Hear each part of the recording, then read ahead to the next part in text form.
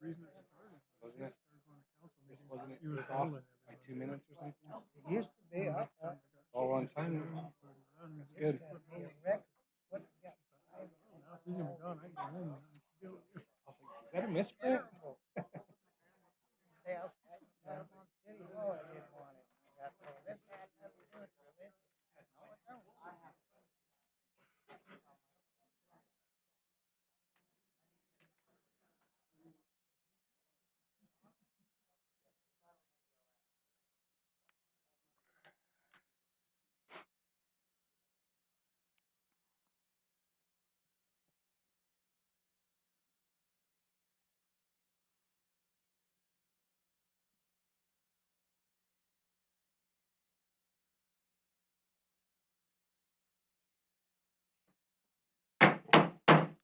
Good evening, and welcome to our March 23rd, 2026 council meeting. We do have a full council. And the pledge, when you stand, will be led by Councilman Arnold Lopez, and the invocation will be read by Councilwoman Alma Flores. Please stand.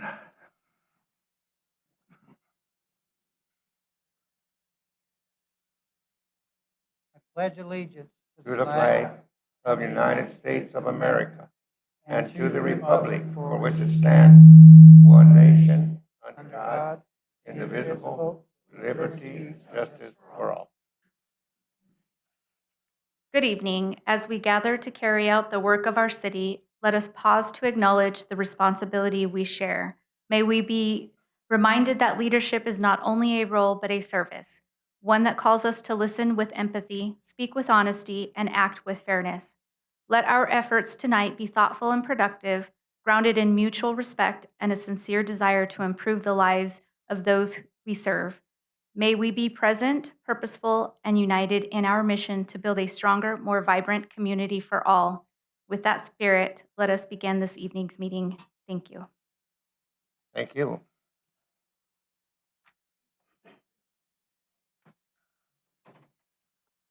And we'll move on to item number 5. Any citizens' comments on agenda items? No. On non-agenda items? No, sir. Then we'll move on to item number 7, presentation. Mayor and Next Council, agenda. good evening. Eric Bejarano, your interim city manager. I'd like to take a few moments to recognize the important work of the Light the World giving machines this evening. But first, I want to recognize a few individuals in the room who worked tirelessly behind the scenes, and they didn't know I was going to say this, by the way, to ensure all legal aspects were in place prior to having the machines on the City Hall lawn. Deb and Chris Spilsbury and Marcia Sanders, thank you for the countless hours you dedicated to making this possible. Your work did not go unnoticed, and it is truly appreciated. As many of you know, the City of Safford's tagline is simple but powerful, making Safford a great place to live, work, and visit. Tonight, we get to celebrate a perfect example of that in action. The generosity of this community and the entire Gila Valley coming together to make a difference is what makes our community special. It's really what brings that tagline to life.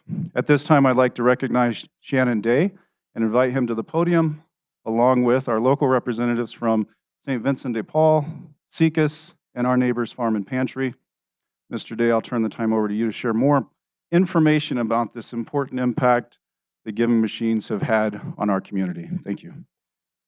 Thank you. Thank you very much, Eric. I represent the Church of Jesus Christ of Latter-day Saints and its Light the World initiative. We are here to celebrate our generous community. Because of their kind and loving contributions, thousands of individuals in our area will receive assistance to improve their lives. The purpose of the giving machines has always been simple yet profound: to lift individuals and unite communities through Christ-like service. These kiosks are designed to bless both the giver and the receiver. The ripple effects of that service offered in the Spirit of Christ are impossible to fully calculate. But tonight, we can share a glimpse of what your generosity has made possible. During the 2025 Giving Machine season, more than 500 nonprofits participated across the world, offering over 3,200 different items for donations. As those donations are delivered in the coming months, their collective impact will be extraordinary. Just a few examples. 3.5 million meals will help feed the hungry. The equivalent of 350,000 months of menstrual hygiene care will help women and girls live with dignity. 97,000 books, school supplies, and technology resources will supply education for tens of thousands of children.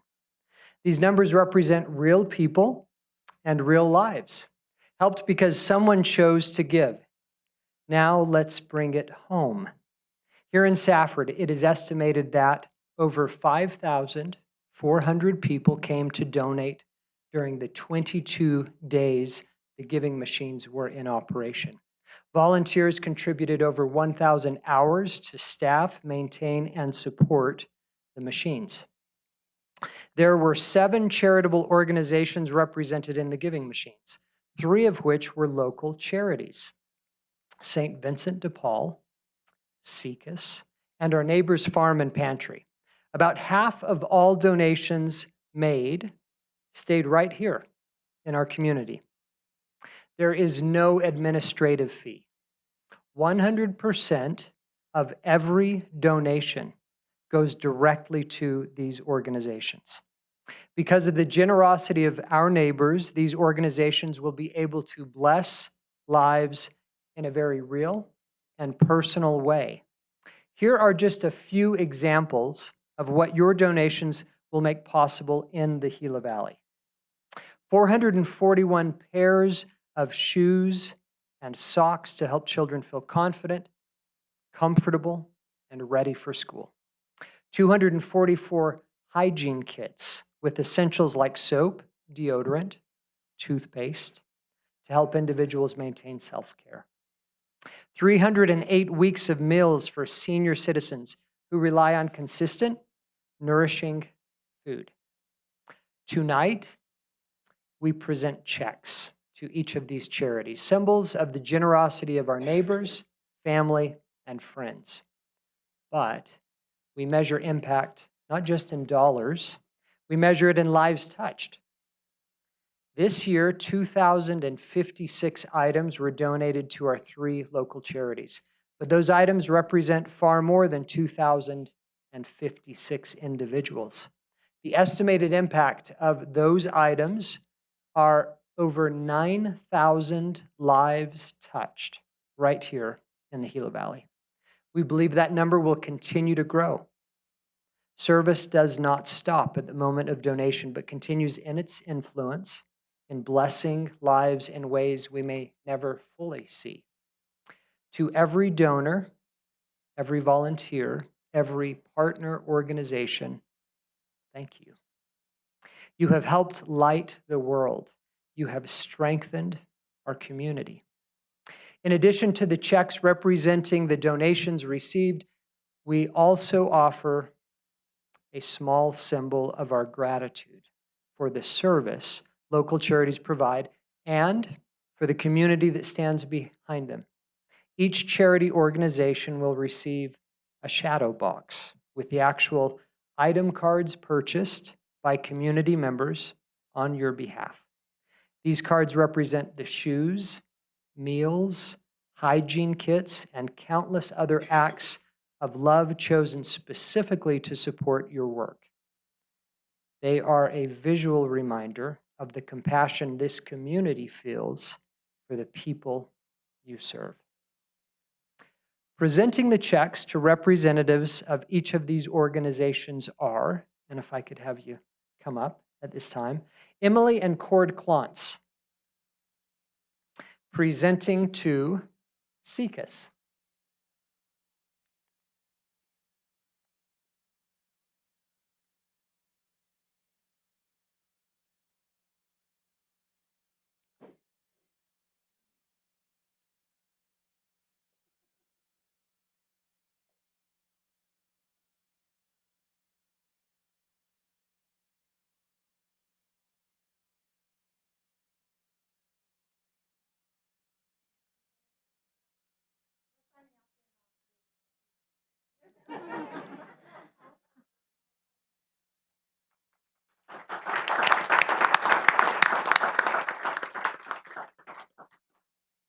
Jonathan and Marcia Sanders, presenting to St. Vincent de Paul.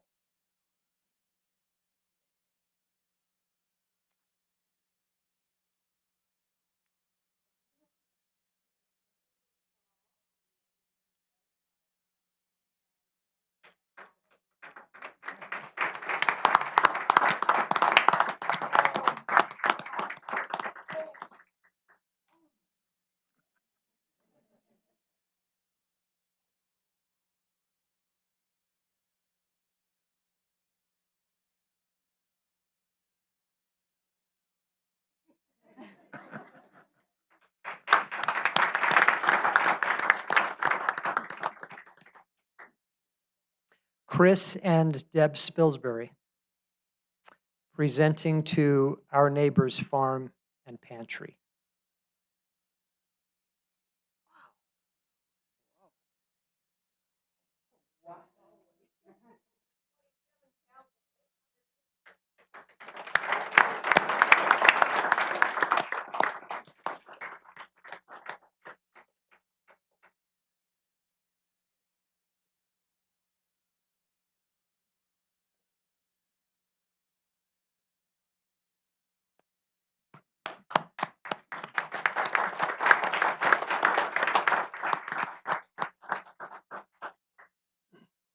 Finally, thank you to the City of Safford, Eric Bejarano, the mayor, and the council members for your assistance in coordinating this event each year.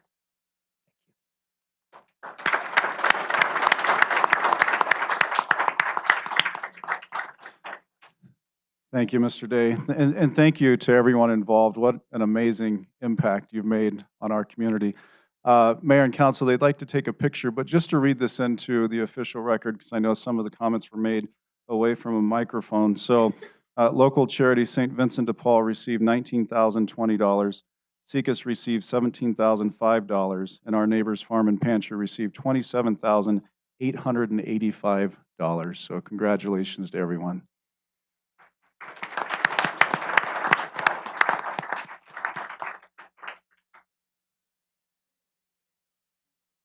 You know, all I can say is what a great place to live with so many generous people.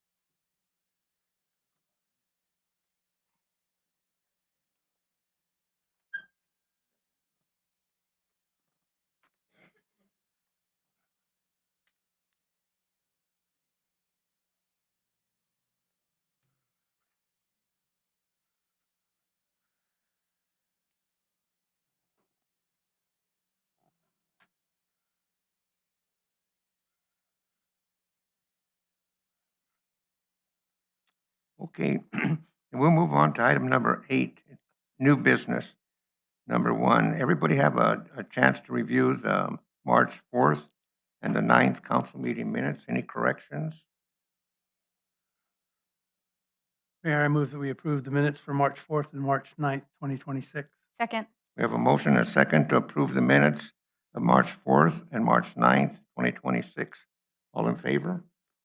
Opposed? Then we'll move on to item number 2, special events liquor license for the Mount Graham Regional Medical Center Foundation. Nick? Good evening, Mayor and Council. Today I come to you with the following. This is a request for Mayor and City Council to review and approve the Arizona Department Liquor License Control application presented in support of the 2026 Casino Royale fundraiser night event in association with the Mount Graham Regional Medical Center Foundation. This application requires approval by the local governing body for final consideration by the Arizona Department of Liquor Licenses and Control. Staff recommends approval. Strategic goal is quality of life. Background, the Casino Royale fundraiser event is on Friday, May 1st, 2026 from 6 p.m. to 10 p.m. The event will take place downtown at the historical Main Street Theater and is only open to patrons 21 or older. Proceeds raised from this event will help support funding for a new emergency room and the United Way of Graham-Greenlee County. Analysis. The Mount Graham Regional Medical Center Foundation Special Event License application provides a detailed security plan which includes one controlled entry and exit point with security oversight.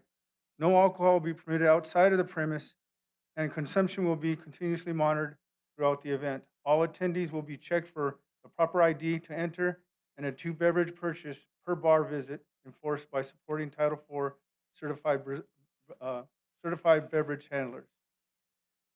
This event presents a prime opportunity to promote downtown Main Street while showcasing our historic theater and further extends our community partnerships.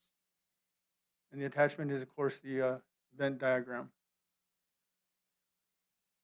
Any comments? Mayor, I move that we approve the special event liquor license for the Mount Graham Regional Medical Center Foundation. Second. Okay, we have a motion and a second to approve the special events liquor license for the Mount Graham Regional Medical Center Foundation. All in favor? Opposed?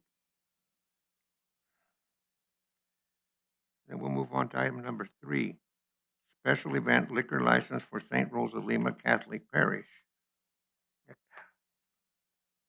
Mayor and City Council, the purpose of the recommendation action is as follows. This is a request for Mayor and City Council to review and approve the Arizona Department of Liquor License and Control application presented in support of the 2026 Cinco de Mayo Festival event in association with the St. Rosalima Catholic Parish. This application requires approval by a local governing body for final consideration by the Arizona Department of Liquor Licenses and Control. Staff recommends approval. Strategic goals, quality of life. Background as follows. The Cinco de Mayo Festival will follow the Cinco de Mayo Parade event on Saturday, May 2nd, 2026, from 11 a.m. to 11:59 p.m. and will take place entirely on the St. Rosalima Catholic Parish property. This year, the event will begin as a beer garden, and later that evening, all alcohol sales will move to the parish hall for further festivities, which includes a dance. The analysis. The St. Rosalima Catholic Parish Special Event License application provides a detailed security plan, which includes a cordoned-off beer garden identified by barriers and signages, an open container alcohol zone. There will be only one controlled entry and exit point with security oversight located at the east side of the designated beer garden, which will later move to the parish hall as noted. No alcohol will be permitted outside of either area.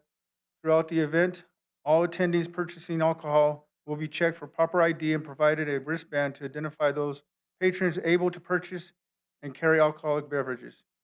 A 2-drink purchase per bar visit will be enforced and all patron consumption monitored. All servers will also have the required Arizona Title IV alcohol service certifications.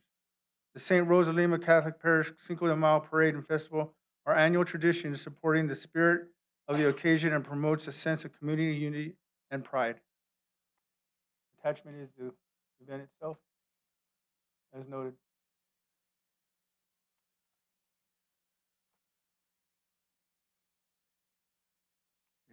comments or questions? Mayor, I move that we approve the special event liquor license for St. Rosalima Catholic Parish. Second. Okay, we have a motion and a second to approve the special event liquor license for St. Rosalima Catholic Parish. All in favor? Opposed?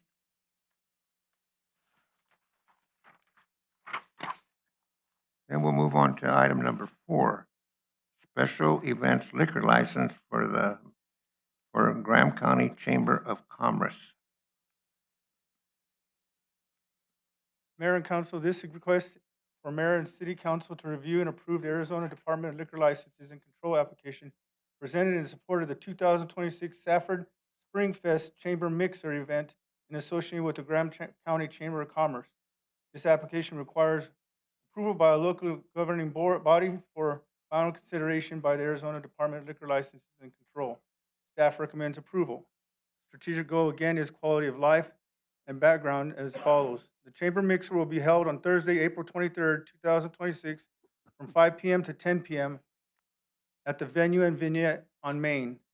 The Mixer is a traditional pre-event hosted by the Graham County Chamber in gratitude for various sponsors supporting the festival. Analysis as follows.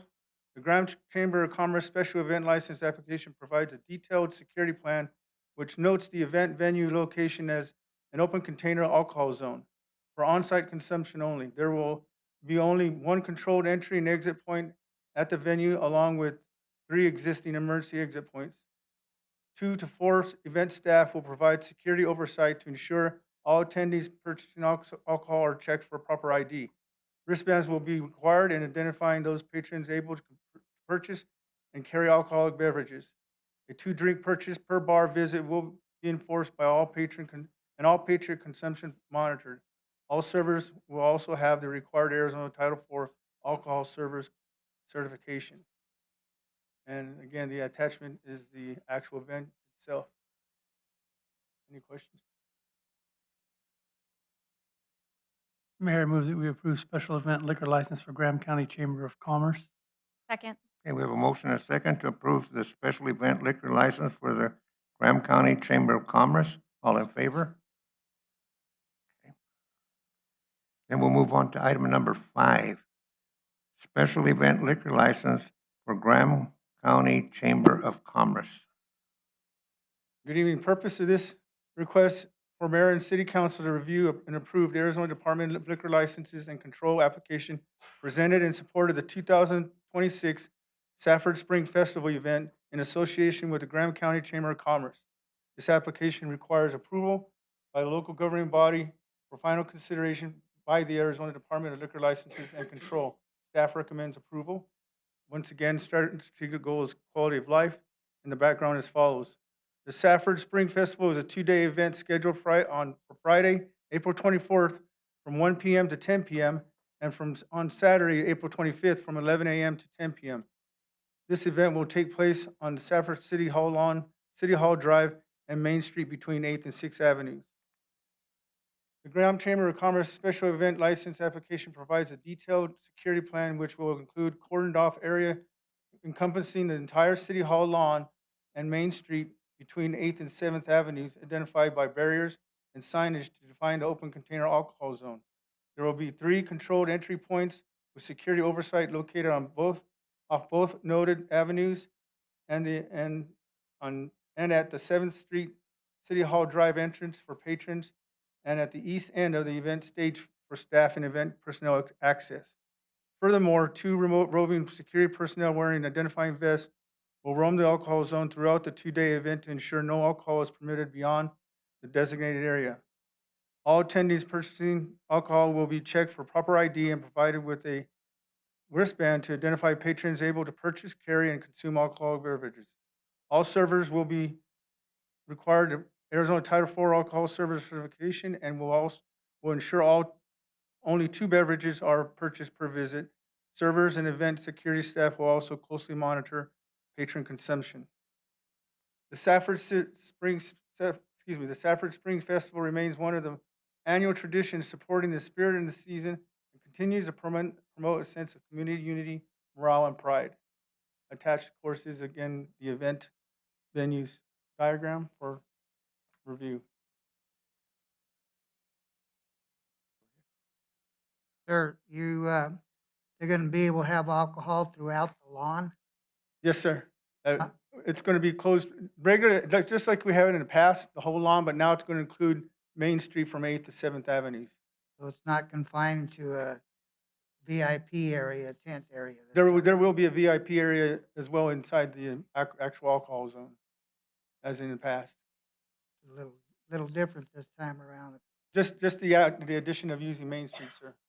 That's it. Thank you, sir. Yes, sir. Anybody else? Mayor, I move that we approve the special event liquor license for Graham County Chamber of Commerce 2026 Safford Spring Festival. Second. Okay, we have a motion and a second to approve the special event liquor license for Graham County Chamber of Commerce for the Safford Spring Festival event. All in favor? Opposed? Move on to item number 6, special event liquor license for Southeastern Arizona Community Unique Services, SECUS. Good evening again. Purpose and recommendation and action is as follows. This is a request for mayor and city council to review and approve the Arizona Department of Liquor Licenses and Control application presented in support of the 2026 Rocky Mountain Elk Foundation banquet event in association with the Southeastern Arizona Community Unique Services, SECUS. The application requires approval by a local governing body for final consideration by the Arizona Department of Liquor Licenses and Control. Staff recommends approval. Strategic goal again is quality of life and background as follows. The Rocky Mountain Elk Foundation banquet event is on Saturday, April 11th from 2026 from 4 p.m. to 12 a.m. This event will take place at the Manor 415. Analysis. The Rocky Mountain Elk Foundation banquet special event license application provides a detailed security plan which includes 2 controlled entry points and with security oversight. No alcohol will be permitted outside of the premise, and consumption will be continuously monitored throughout the event. All attendees will be checked for proper ID and provided wristbands when entering the venue and served by supporting Title IV certified beverage handlers. This event presents another opportunity to promote Safford and further extends our community partnerships. And once again, attaches the actual diagram of the event.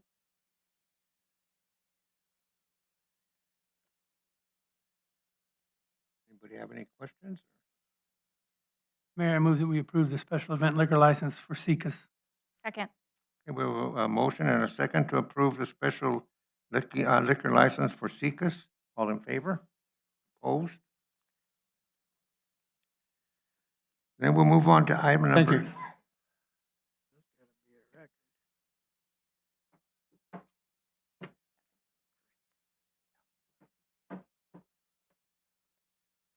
Number 7 is a technical revision to ordinance 026002, fingerprinting requirements.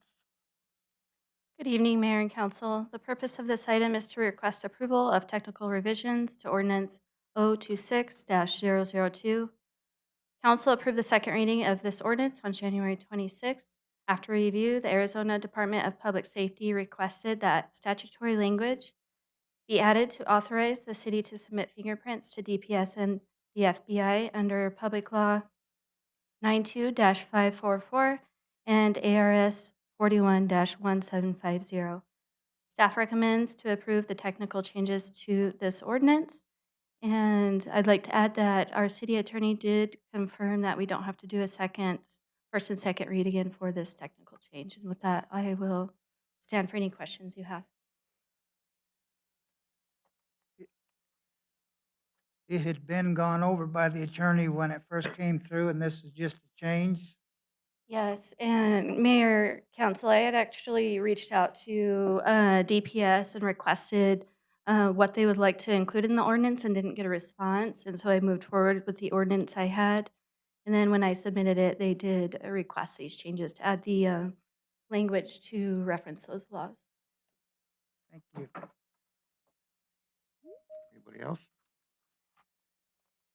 Mayor, I move that we approve the technical revisions to ordinance 026-002. Second. We have a motion and a second to approve the technical revisions to ordinance 026-002, fingerprinting requirements. All in favor? Opposed?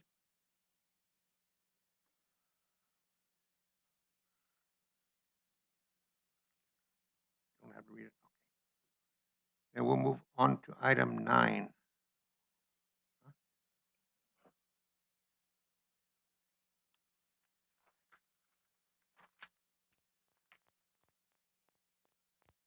Budget.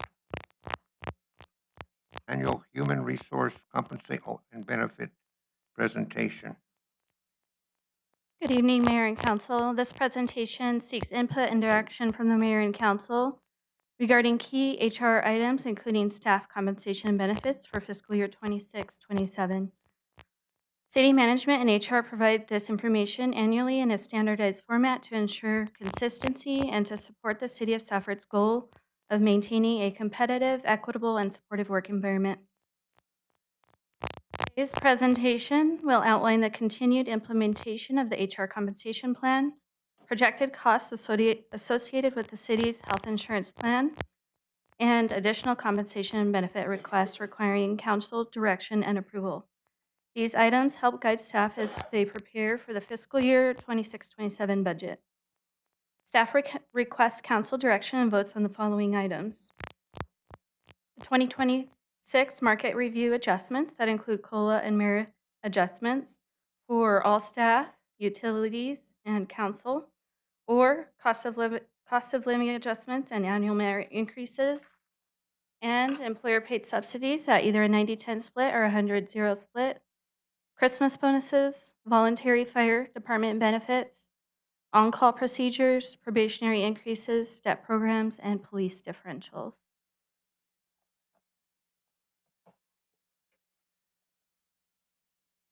And with that, we will go ahead and our first item for discussion is cost of living adjustments.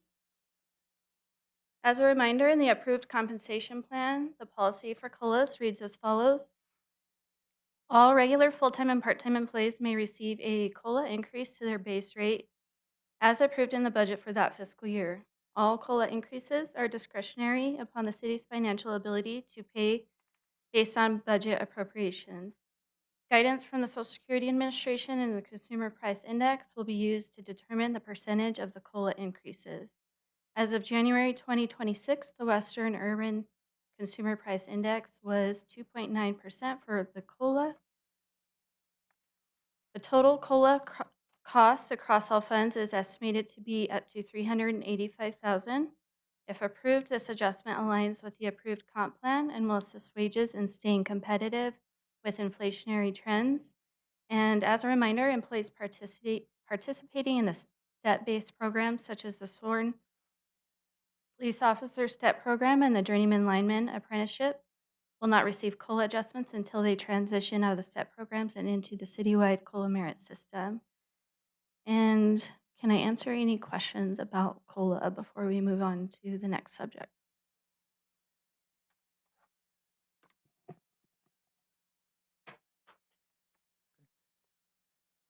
Anybody had any questions? No?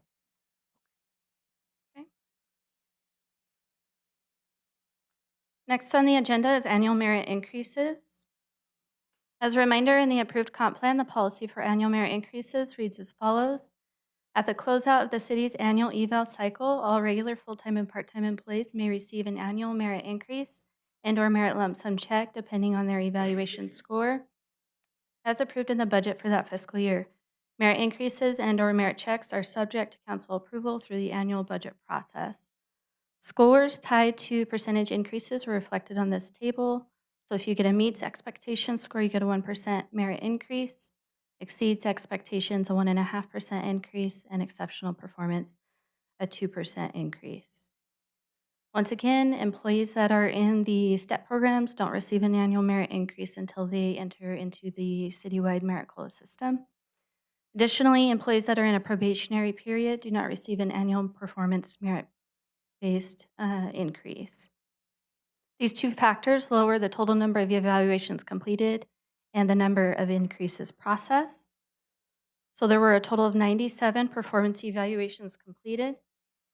As far as scores, 14 fell in the exceptional category, resulting in a 2% increase. 53 fell in the exceeds category, resulting in a 1.5% increase. And 30 fell in the meets category, resulting in a 1% increase. The total cost to implement the 2025 performance-based merit increases is $131,000 across all funds. And if approved, this adjustment aligns with the approved compensation plan and will assist in reinforcing a commitment to performance-driven pay. Can I answer any questions about merit increases? So you have on your previous slide that there was 97 performance evaluations. So what happens to the other employees if they didn't have an annual evaluation? Are they? So they likely either fall in a probationary period, and so they get a probationary increase, which is a performance-based increase once they hit their anniversary date, or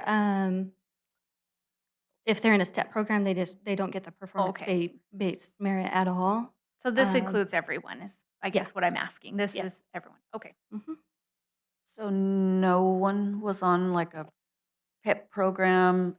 Every single person at least met. There was no one below standard. Mayor Council, yes. So usually when I get all the evaluation scores, and what I do is I meet with the city manager. So me and the interim city manager met to review those scores. This year I didn't have any current disciplinary actions or performance improvement plans at the time. Usually I have like one or two that fall in that category, but this year I did not. And so that's how it came through this year. I guess I lost track. We jumped to number 11. So in the agenda, I didn't hear when we moved that. Might not. Mayor, Vice Mayor, we went ahead and did Danielle's presentation first, just for the sake of the time, since it's so lengthy. This is an item that cannot be tabled, and so we wanted to go ahead and make sure, get her out of the way first. So after that, we'll proceed with the normal numbers of resolutions and then the contract afterwards. Okay. I guess I just thought normal was to tell everybody we were going to do that. Oh, But okay. Sorry. Who gives these evaluations? The immediate supervisor? Yes, it's mayor council. It's a combination between immediate supervisors, and then the department heads review all the evaluations as well. So we're getting both signatures and reviews for each evaluation. And you have 53 that exceed expectations.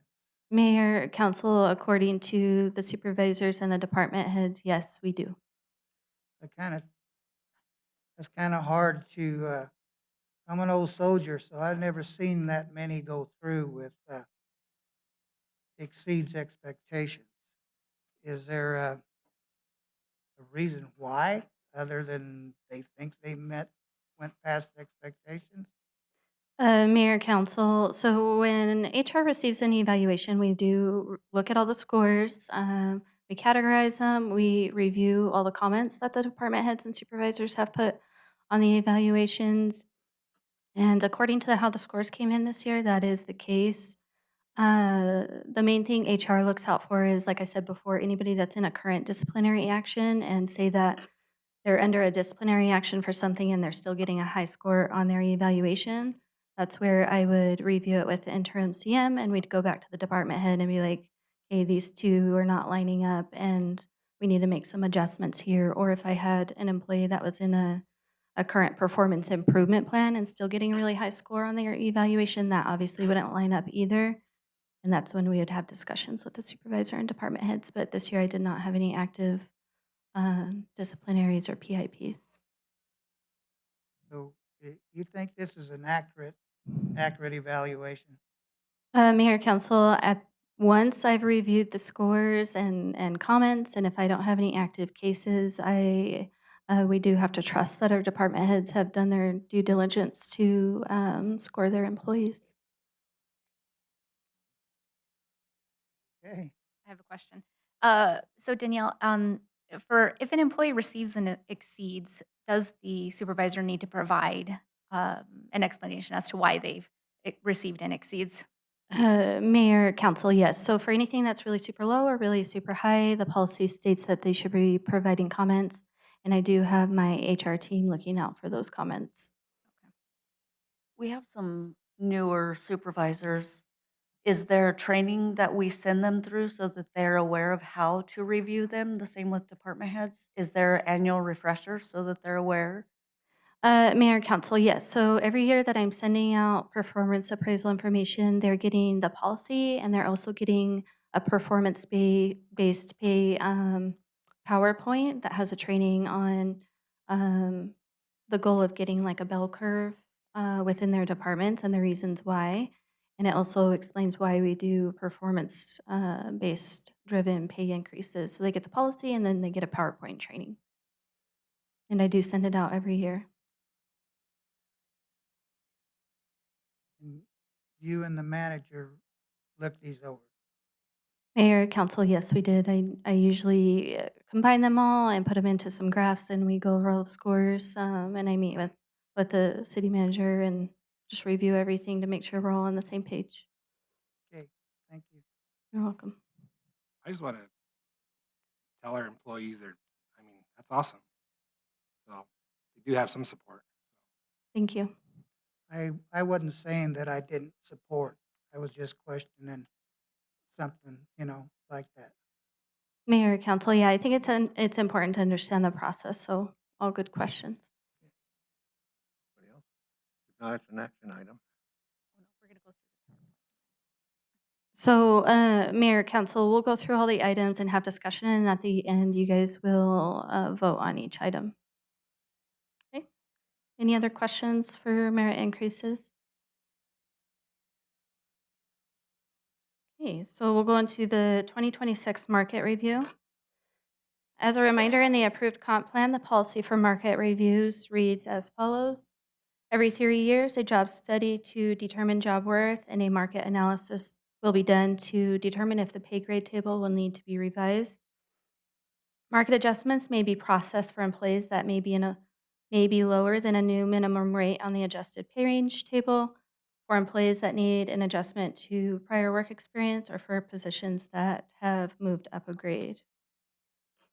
As far as the process, HR used the same cities and towns approved in the 2023 market review for comparison. If no data points were available for a specific position within those locations, HR expanded the search to additional cities and towns. The goal was to gather at least 5 data points per position to establish an average pay range. The benchmark entities we compared ourselves to are Thatcher, Globe, Page, Wickenburg, Winslow, Show Low, Cottonwood, Camp Verde, Chino Valley, and the county. For example, this is our market review for our admin assistant position. We found a range min and range max from each benchmark entity to come up with an average pay range. The average market pay range for this position came in at $19 to $28 an hour. Our City of Safford current pay range is $18 to $26 an hour, and so that tells me that that pay range needs to be increased by about 6.5%. Any questions so far? So that's one of the positions, but I know there's several positions. We're just getting an overall number. Is there a way to show us what each position that needs an increase is receiving versus just an overall general number? Mayor, council, if that's what the council desires, we can set up a separate work session. I would recommend doing it on a non-council meeting Monday, maybe in a different location with a bigger TV screen so I can navigate using my laptop. It's a pretty massive spreadsheet, but if you guys want to see those details, we can do it separately. I'd like to see a little more detail versus just a general number that is wanting to be approved. That way, like next year or next time this comes up, we know, okay, we raised admin assistants 6%, so, why are we doing it again? So it kind of gives us a little bit more of a background, more information Mayor, versus just a general. Mayor, Councilwoman Brandner, so in the past, we've done our market reviews as just like an overall budget figure. But if that's something the whole council would like to do, we can do that. I have a comment as well. I agree with Councilwoman Bratner. I think, a little bit more detail, and I am not specifically looking at an employee detail, but more at a position detail, and specifically, I want to just say, I want to look at the parks employees, and I do want to look at street employees, and I want to look at AMI techs. Okay. Those are probably 3 areas that I I think that I want to ensure that we're, having some increases in there. Mayor, council, we can, like I said, we can certainly do that as a separate work session. It's a lot of data to go through. I have met with all of the department heads on their individual departments. Does take some time, so if we're going to do that, I do recommend a separate meeting for it. Well, that'll be after the fact, because we were told that there was no table in this, that we had to take action, and we're going to get that data after the fact. Mayor, council, so the action item that I need specifically tonight is the health insurance, and that's just because I'm on deadline with Raggett for them to start building the system for open enrollment. So that's what that is about. So that can be, that's the one we mainly have to take action on. Mayor, Councilman Lopez, so yes, that's the one that you will have to make a decision on. We will read each item that she goes over in her presentation individually and vote on them. I have a list of each one that she would like the council direction on. The market review, or sorry, the insurance is the only one that will be an official vote tonight.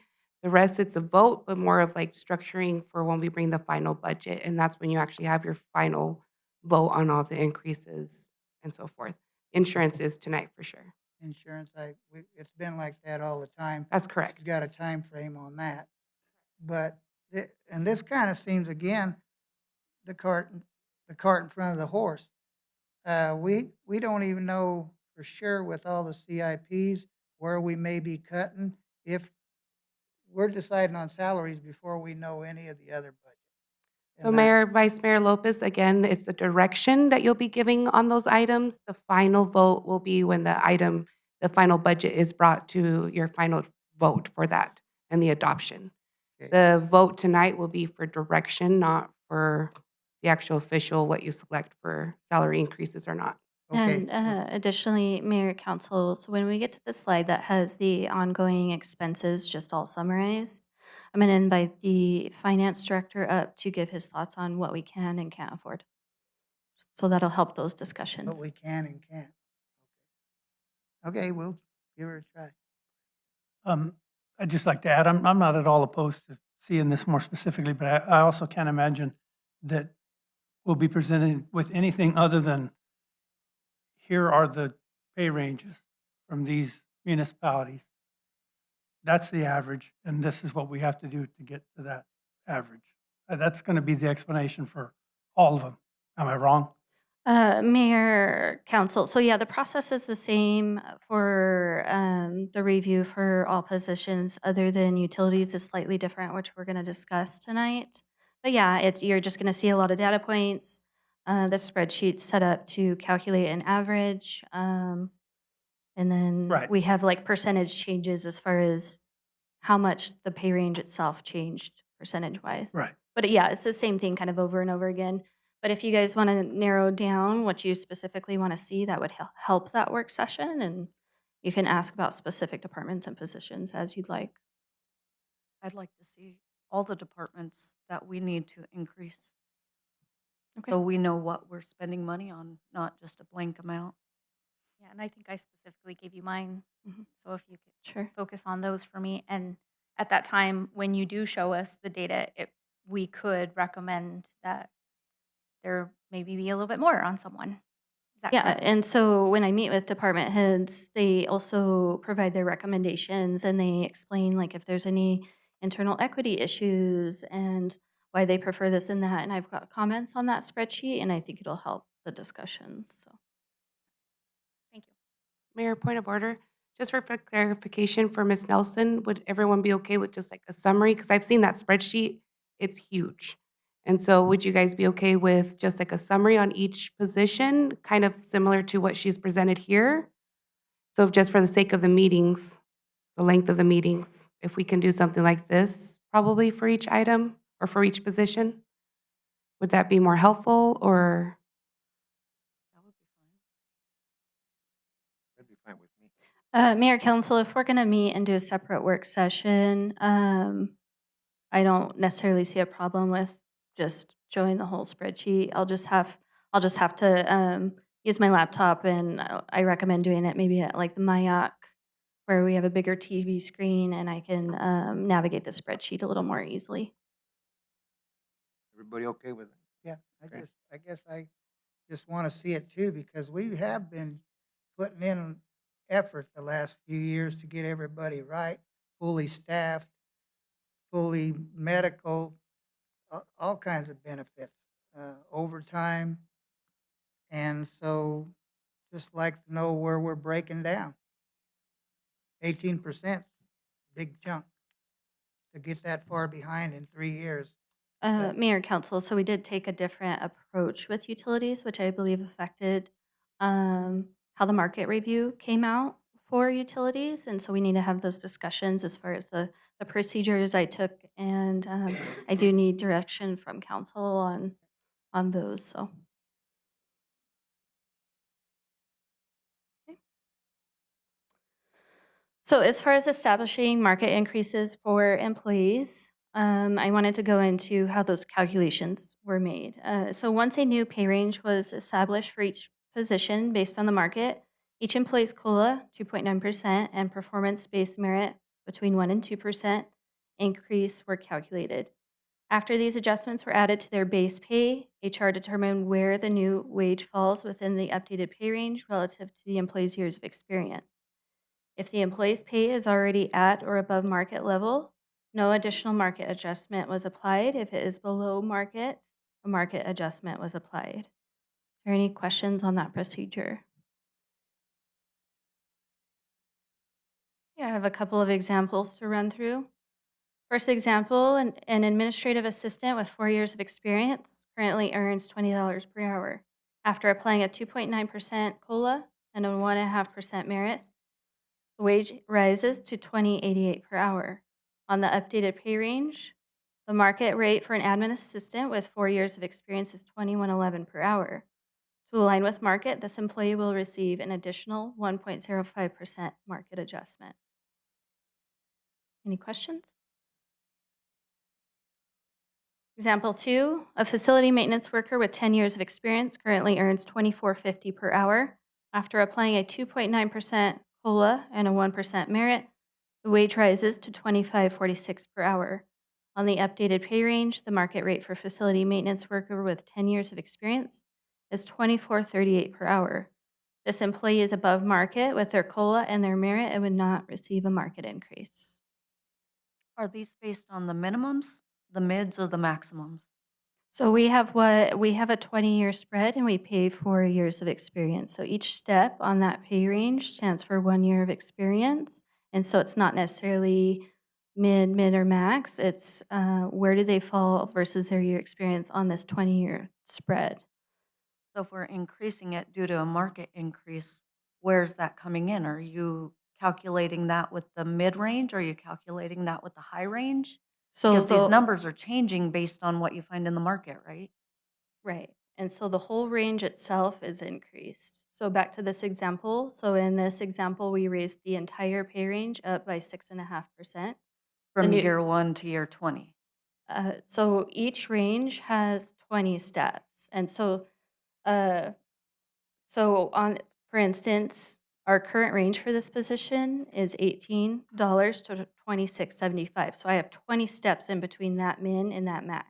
But I'm raising the entire pay range by 6.5% to get up to 19 to 28, and there's still 20 steps in that range. So it's not tied to just the mid, or max. The entire range goes up, and then you look at the 20 years, the steps, and then you place them based on their years of experience. So they could actually increase higher than market? With their COLA merit, it's possible. But in this scenario, they wouldn't get an additional market. They'd still get their COLA merit, but they wouldn't get an additional market if they're already at or above market. Any other questions on the calculations? So the main thing you're trying to do is get the market. Right. And so does this, with all these different scenarios, does this cause your compression problems?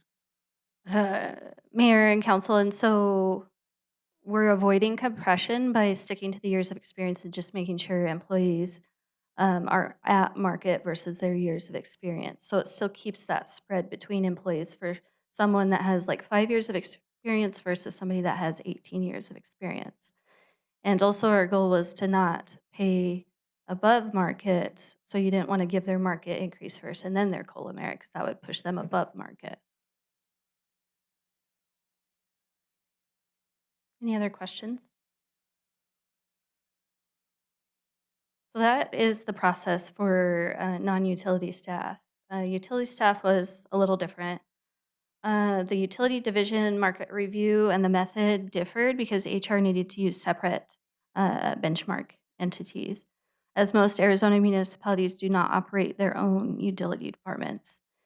The entities used were those recommended by the utility management. And so for electric, the benchmark entities included Duncan Valley Electric Co-op, Graham County Electric Co-op, Navajo Electric Co-op, Sulphur Springs Valley Electric Co-op. For gas, the benchmark entities were the City of Safford, Southwest Gas, Duncan Valley Electric Co-op, and the Town of Wilcox. For water, you typically can find those positions, so we used all the approved benchmark municipalities. We also added Payson, Douglas, and Coolidge, and then Graham County Electric Co-op. Is So- there any questions on those entities and why they were chosen? I can bring utility management up for Yes, please. Why didn't questions. we use City of Mesa for utilities since they're a public entity? These other ones are private.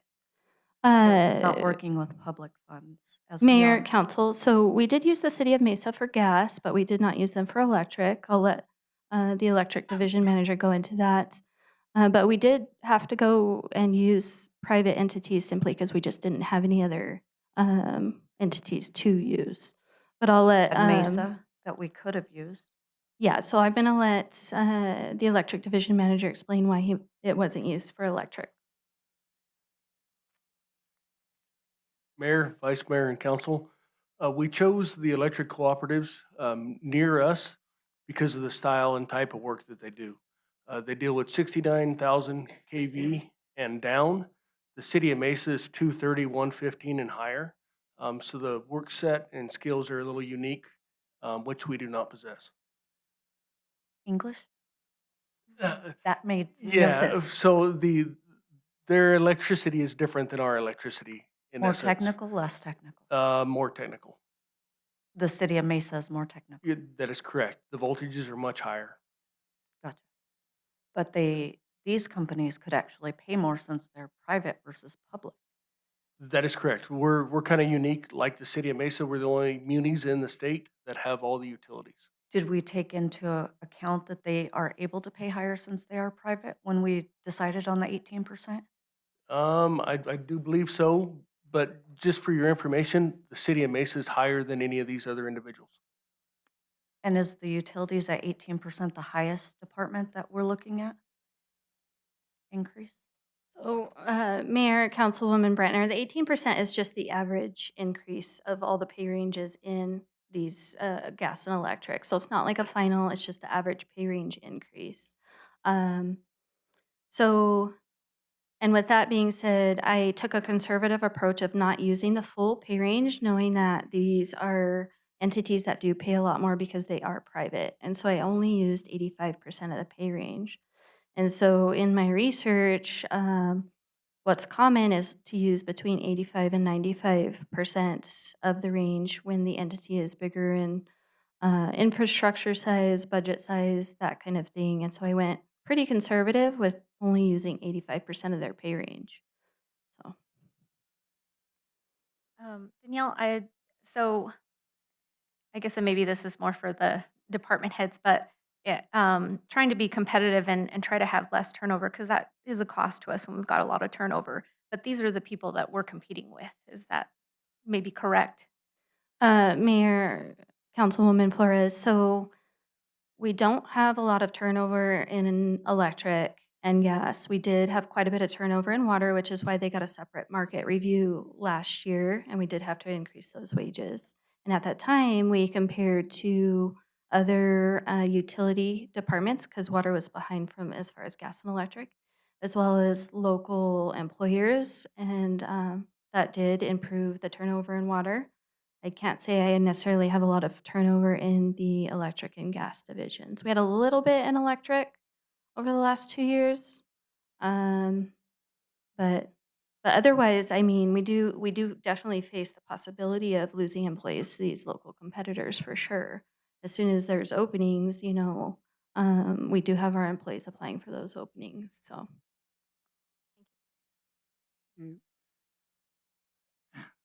When do you take into consideration the other factors, like the other benefits we supply, like 90/10 healthcare? Do these provide that?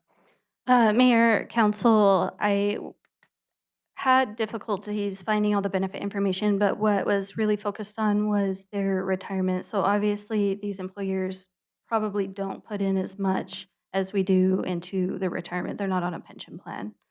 And so that was another reason why I went as conservative as I could, using only 85% of the pay range. No retirement necessarily as good a retirement plan, health coverage, um, just all around better atmosphere here. But like these two gentlemen behind you, we've taken a couple years now to equip them a lot better. They're doing a lot more of the work now. Then there's been several jobs that haven't gone out to bid because they did them in-house. But that's because we equipped them, we paid them better, and we got them better benefits, schooling, the whole gamut that you know. But I'm hoping that that comes out in what we do here in all of this pay. Mayor, council, understandable. Once again, those are all things that council needs to take into consideration if they're going to pass this market review for utilities. But I think we all need to take it into consideration, not just council, ma'am. Understood, Mayor, Vice Mayor. Mayor, I would expect nothing less of staff other than to do what they've been tasked to do, which is, I think, the case. We passed the compensation plan that includes a market review every 3 years, called a merit, followed exactly the way we passed it. So I don't know. There sounds like some subtext to that we're not being brought things in a proper way by staff. And if that's not the case, ignore what I'm saying completely. Please ignore. If it is, then they present what we've asked them to based on the compensation plan we passed, and then we vote.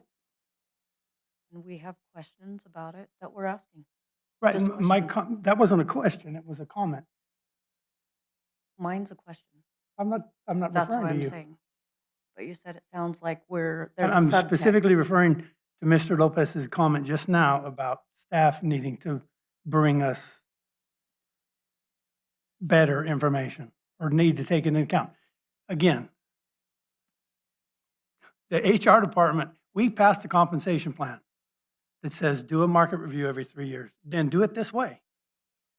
Right, Ms. Mayor, Palmer, yes. yes, that is true. Here, we have a COLA plan, follow it this way. We have a merit plan, follow it this way. HR has done that and brought that to us, and then we decide. Some of these examples we chose because, again, we're unique. Other towns and cities don't have their own electric department, their own gas department, and there's nobody else to compare ourselves to except some of these.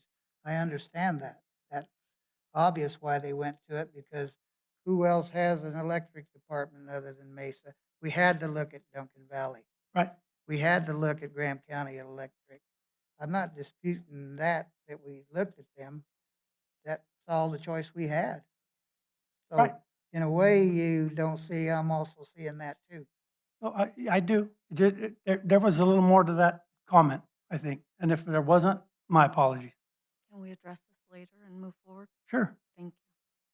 Mayor, council, I would like to give the gas division manager a chance to speak to the entities that the gas division used.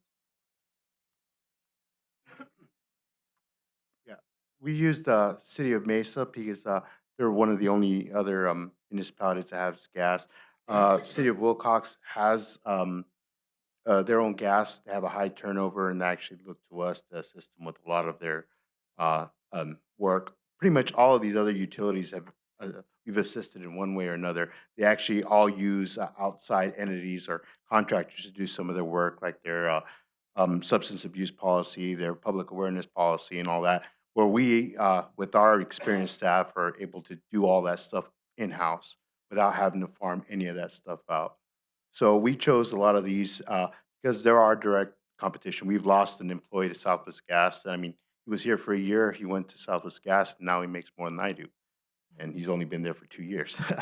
But we tried to get the same positions as we have here, as close as we could.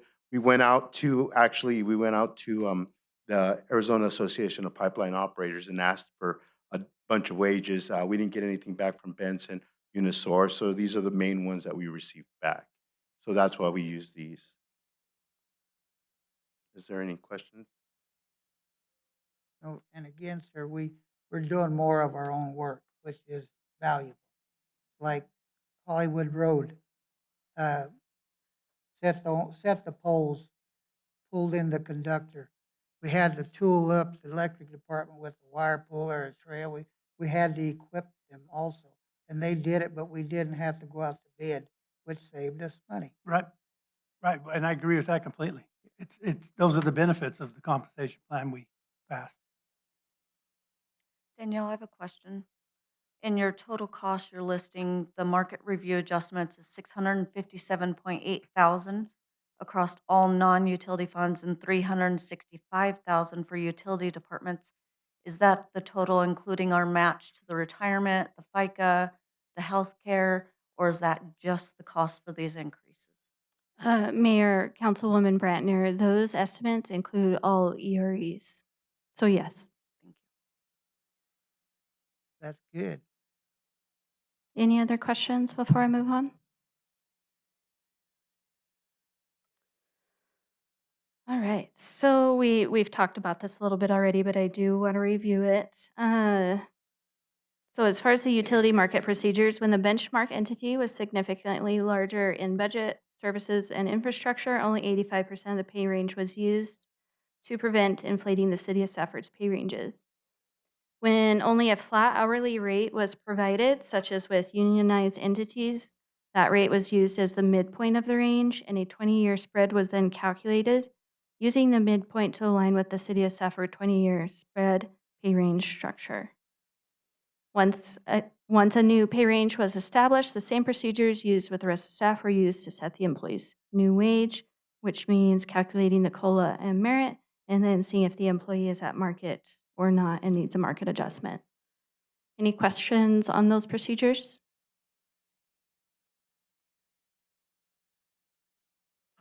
Notable facts, we've talked a little bit about this as well. Using a conservative method of applying 85% of the pay range for larger entities resulted in an average pay range increase of 18% across both the electric and gas departments, while the average pay range increase for all other City of Stafford positions is 8%. Next, the water division's pay is already slightly above market due to adjustments made last year to address turnover. Any questions? So the estimated annual cost to implement the market review adjustments is $657,000 across all non-utility funds and $365,000 for utility funds, to include both COLA and merit increases for a total of $1 million. If approved, these adjustments align with the adopted comp plan and will help bring City of Stafford pay ranges in line with market benchmarks, reducing the need for larger corrections in the future. And lastly, I wanted to review council wages. I've had a few council members ask me if I do check council wages when I do the market, and I do. So the survey average came out to $5,800 for council members and $9,200 for the mayor. The City of Stafford's current pay range is $7,200 for council members and $12,000 for mayor. We have not visited these wages in several years, not since I've been with the city. I think something that's super important to remember is that all of the benchmark entities that we're comparing these wages to do not run their own utilities. And that significantly affects your guys' time, energy, efforts, and responsibility in your decision making. So the fact that you guys have a slightly higher rate is not necessarily a concern. I think it's appropriate for what you guys are managing. Is there any questions? Like 20 years ago, were they not? I'm sorry, what was your Were question? set like 20 years ago, were they not?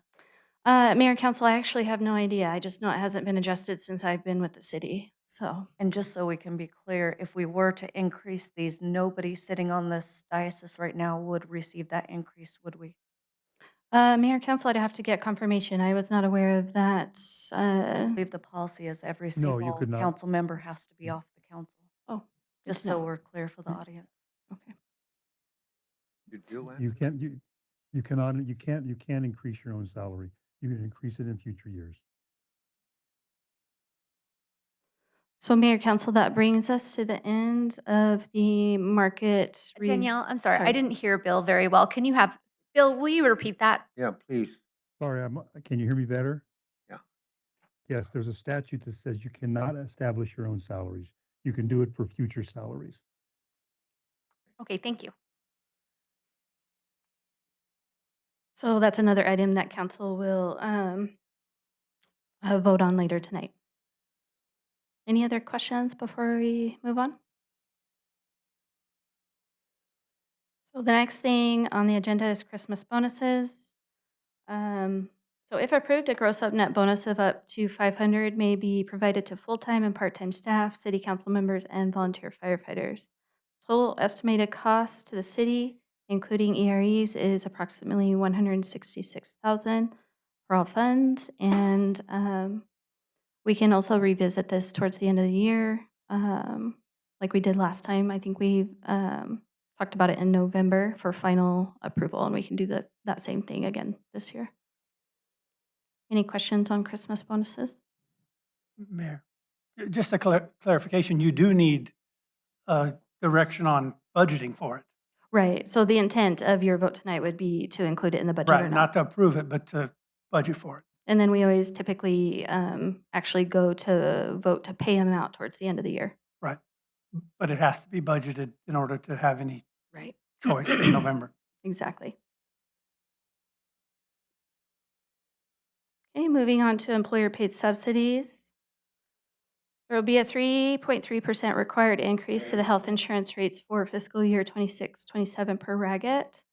If approved at the current 90-10 split, the cost is $136,000. If approved at the 100-0 split, cost is $265,000. This is the decision that I do need tonight so that RAGET can build out the open enrollment system, which is going to start soon.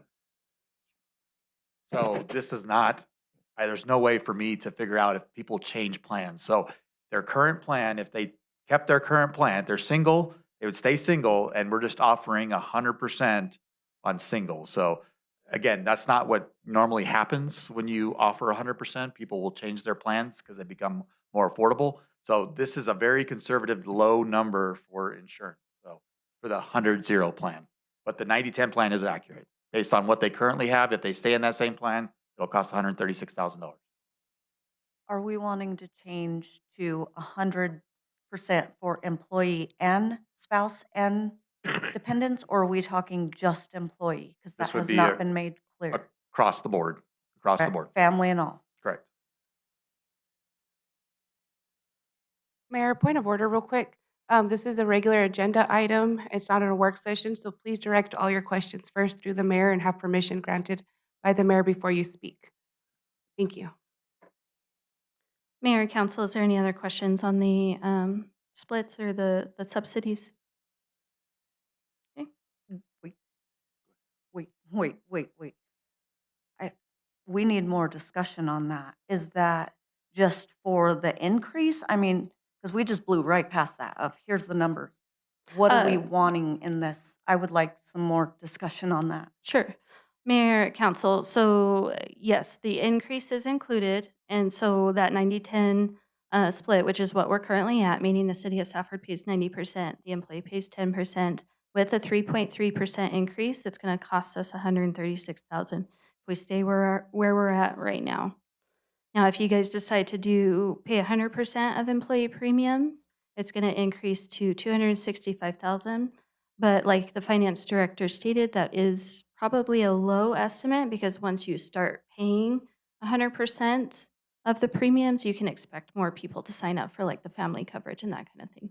And this would be a permanent benefit that you cannot take back, correct? Mayor, council, you can change it in the future if you would like. I would say morale-wise, it's difficult to do so, but you can change it in the future. It's something that can be voted on every year.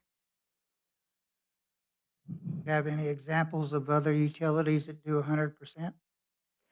Utilities, Mayor, council, utilities as far as benefits was difficult to find when I did the market review.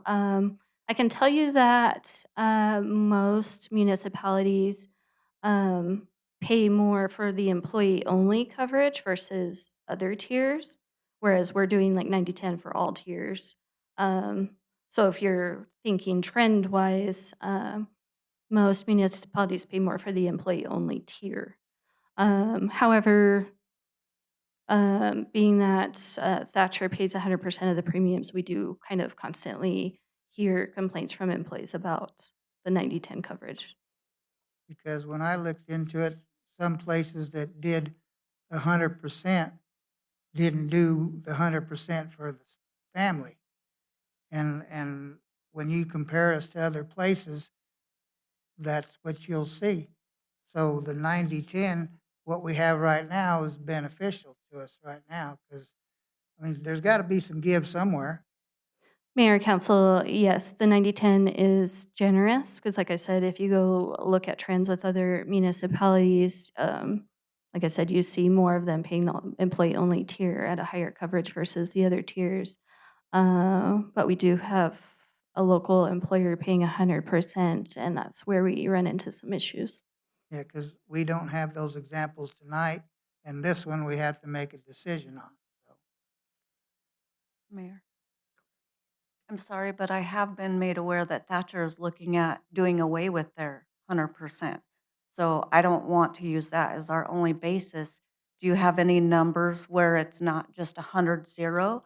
Maybe we pay 100% of employee, and if we're going to do 100% of the employee, we do 50% of spouse or dependents? Mayor, council, so you're already at 90% for all those other tiers. So if you're gonna change that by going lower, it is, going to be a takeaway for the employees. So if you're not gonna go with 100-0, the recommendation would definitely be to continue with the 90/10. But these are the only two estimates that we have prepared for tonight. Well, if we're moving them to 100%, it's not really a takeaway, is it? Oh, sorry, I must have misunderstood your question. I thought you meant to like change the other tiers to something else other than 90%, but well, in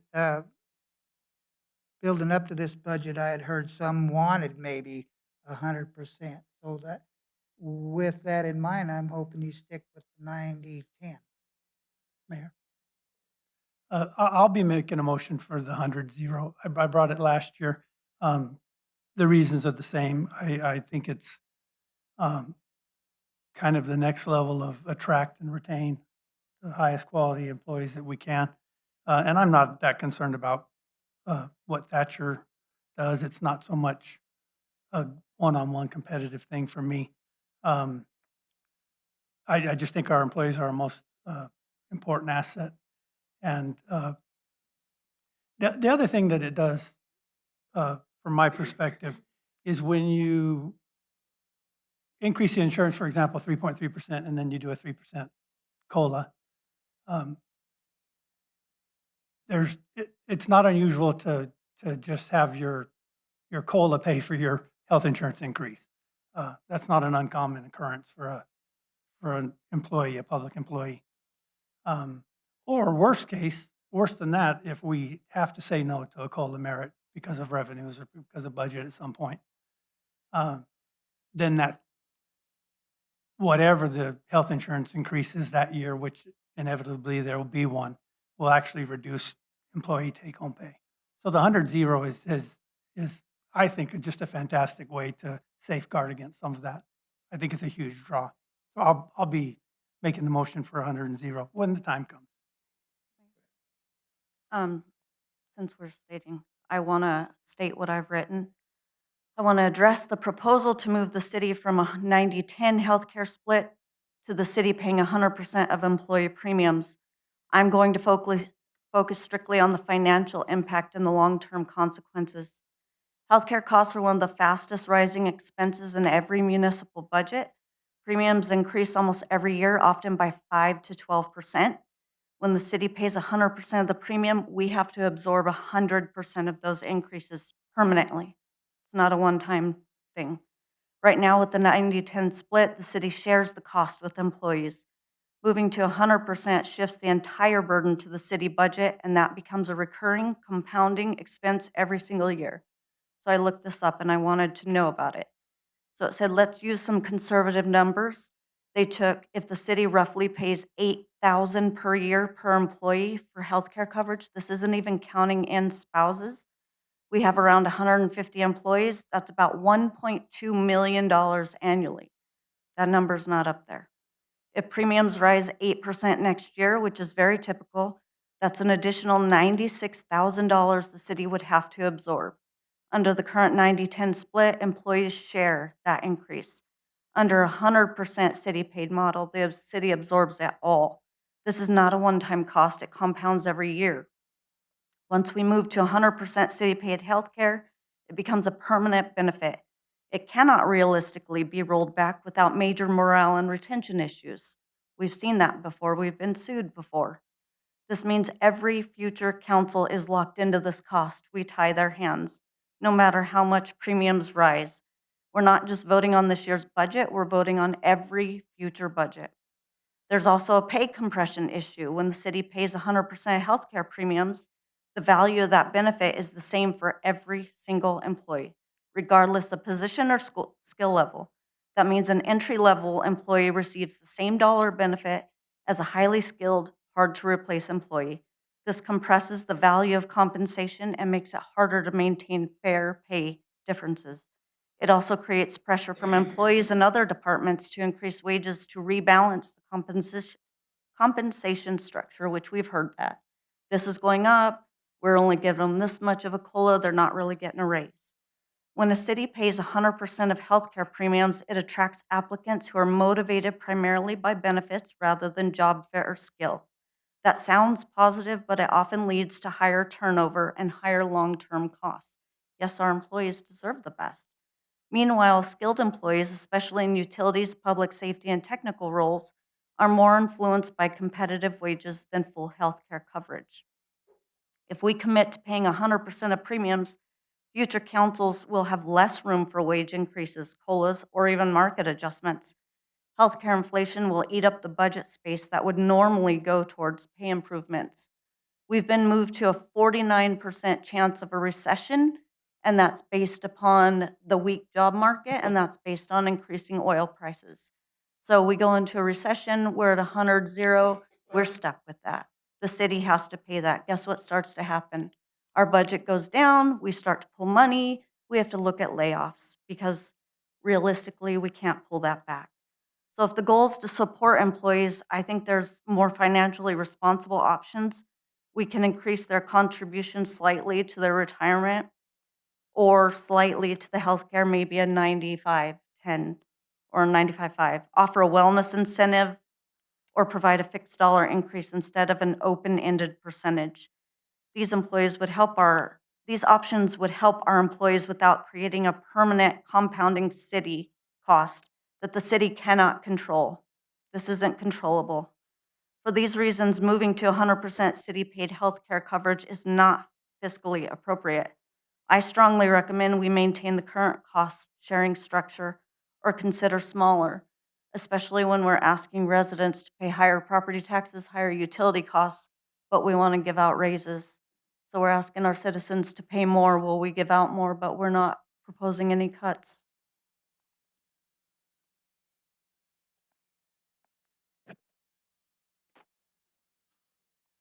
We don't have an example either on exactly what it's gonna cost, what more is gonna come out of somebody's check to pay for insurance at 3%. Uh, wh- it goes from 136,000, what we have now. And if we go to 100, it's gonna jump to 265,000. Right. And that's what we're gonna ask the citizens to pay more of. And 90/10 is pretty sweet right now also. Plus, we also raised HSA, which helps on that too, for them to be able to put monies aside and help pay their bills. Even monthly, if it was planned right, they could use that. You put in 100, we give them 100, they pay a $100 bill a month, they keep 100. That's pretty profitable right there. So we raised HSA, and I just think 90/10, and going 100% is going to affect what I look at on the raises too, because we got to make it back for the citizens also. I have a question. I know that this is probably later in the slideshow, but I want to go ahead and ask the finance director to give his recommendation as far as, with this being ongoing costs and increase, like, can you give us your Oh, recommendation? we are in the infancy of the budget. I would say these are big decisions that are very important, but there's a lot of decisions we've got to make over the next month and a half that will all be compounded together and all be treated equally across the board. These ongoing expenses are troublesome because our ongoing expenses are limited. Capital is a little bit easier to deal with, but again, I don't want to in any way sway you, but there's a lot of decisions we've got to make. We're very young in the budget. Give us time over the next month and a half. If you come to those Monday meetings, these off Monday meetings, you'll get more information. But in the end, it's all got to come together and be able to be affordable. And that's my job, is to put that together. But I want to give you the idea of everything is possible if we just talk about what's realistic at the end. So everything is possible here, and we could talk about cuts elsewhere. But again, I don't know if I can afford all of these things in the end. I just want to make sure that we look at every one of them and value which one we, as a council and as a community, value the most, and take those with the budget. So does that kind of skirt around the ending answer that you're giving? Is we're young, and I know you feel like you're making decisions tonight. We're not. We're saying, what does the community want? What would the community support? And it's our job in the end to come to a balanced budget. So you tell me what's a priority, and we'll tell you how it comes and how much it costs and how we can get there and how we can do it. So again, we want to make the vision for the community work. So that's our job, is to make that vision work. You guys tell us what that vision is. So My vision is if we give more for health insurance, it's got to come back to us somewhere else, which will probably be part of the raise. Not that I don't like my employees, they're not my employees, our employees. But I like the citizens too.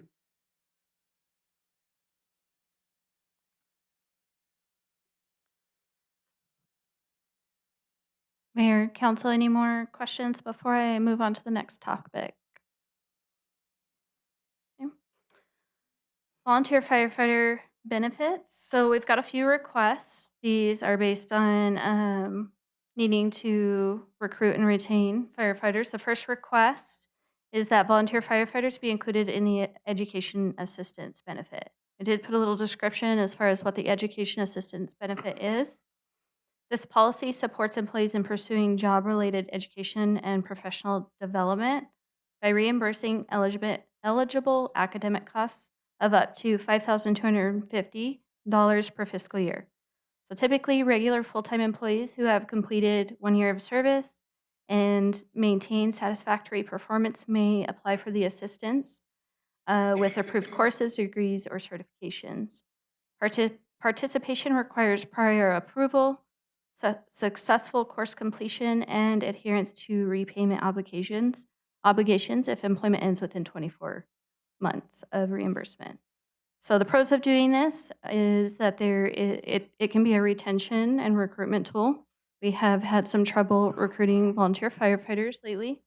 The cons are, of course, that we have to increase the budget, assuming that we'll get a small handful of firefighters that will utilize this benefit.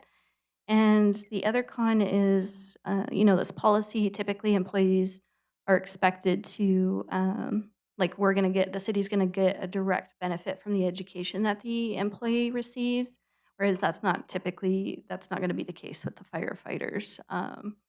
So when an employee goes to school, we have that 2-year commitment, and it's, like I said, it's assuming that their education is gonna directly come back and impact, the city in a positive way. If that's not necessarily the case with the firefighters because they don't work full-time for us, but in this instance, like I said, it can be used as a recruitment and retention tool, especially for younger volunteer firefighters that are still in that age where they, want to go to school and that kind of thing. And I do have the fire chief here if you guys would like to ask him any questions as far as the request. With our current employees, are they required to be like meeting expectations, that type of thing before they qualify for this, or just the time in service? Um, Mayor, Councilwoman Bratner, they do have to have, the policy states that they have to have satisfactory performance levels along with a 1-year commitment already. Okay. So then my question is for the chief, what qualifications would you put forth to show that they're satisfactorily meeting their job requirement since they're volunteer? Is Yes, there a Mayor. minimum number of meetings you would require, something like that? Yes, Mayor and Councilman Brenner. So as we go right now, we already monitor participation with it.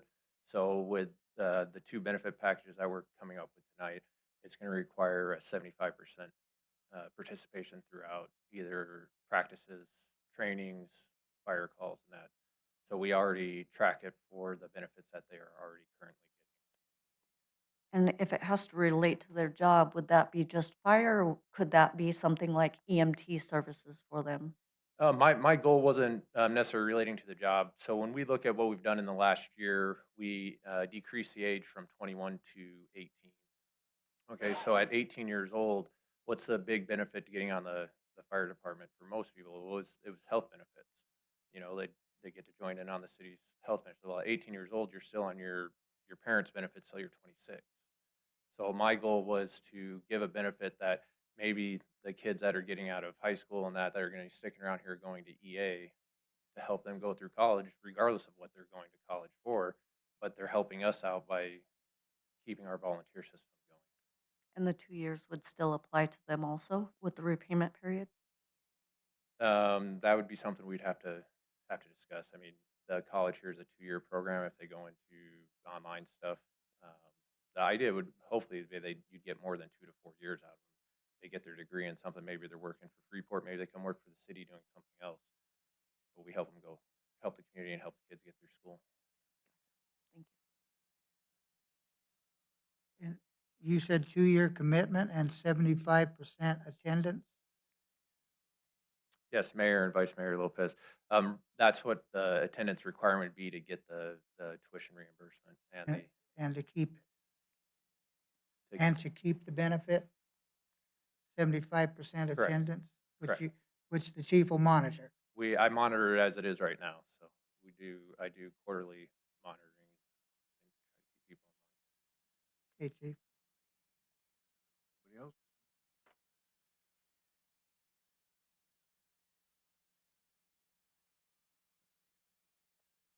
The second request for firefighters is to increase the employer subsidy to cover 100% instead of 90% of the insurance costs.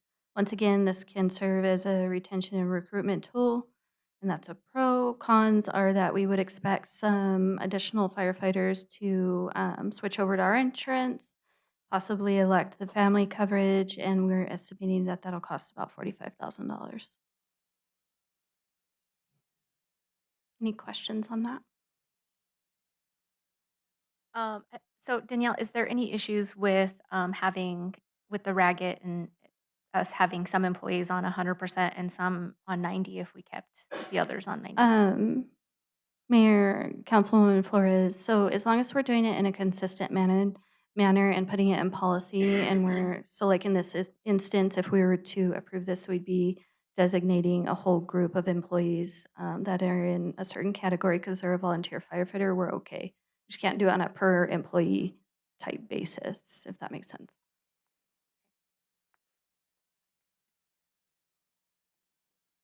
So this added to the prior topic would bring us to almost 300,000? Yes, so if you're gonna add this amount to if you do it for all staff, which was 265, you are looking at about 300,000.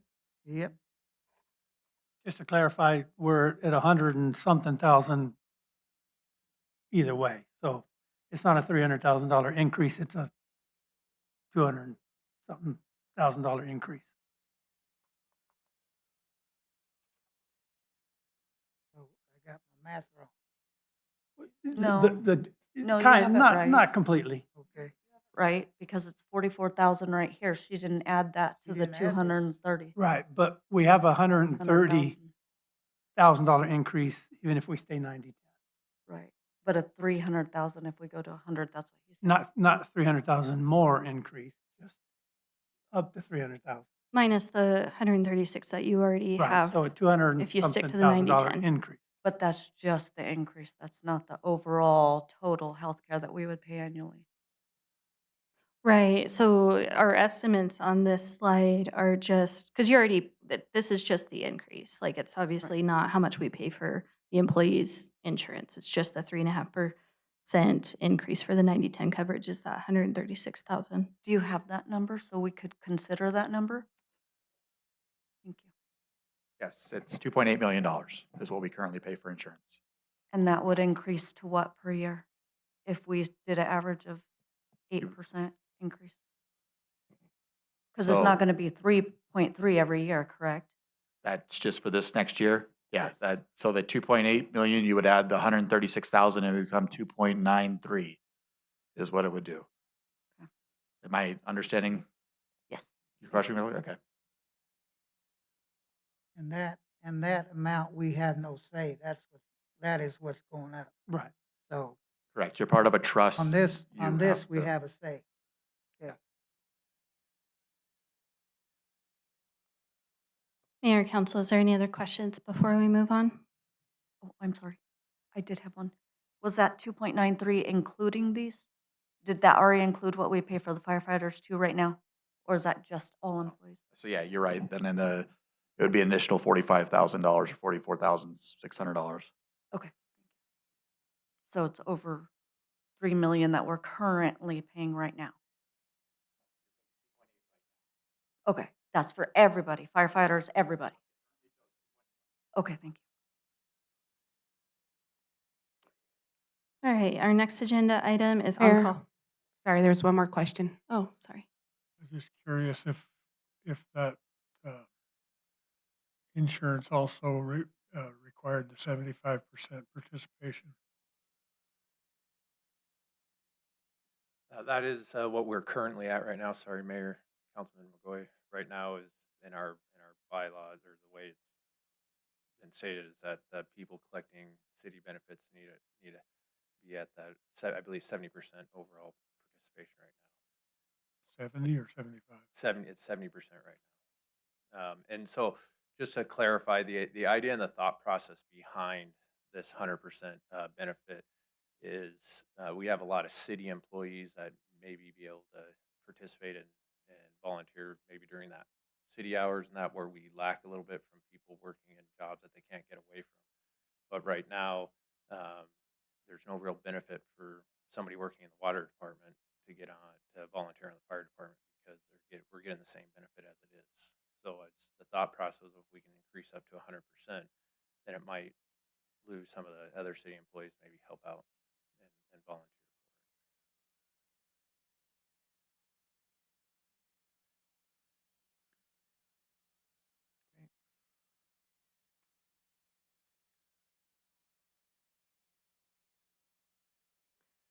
All right, next topic is on-call procedures.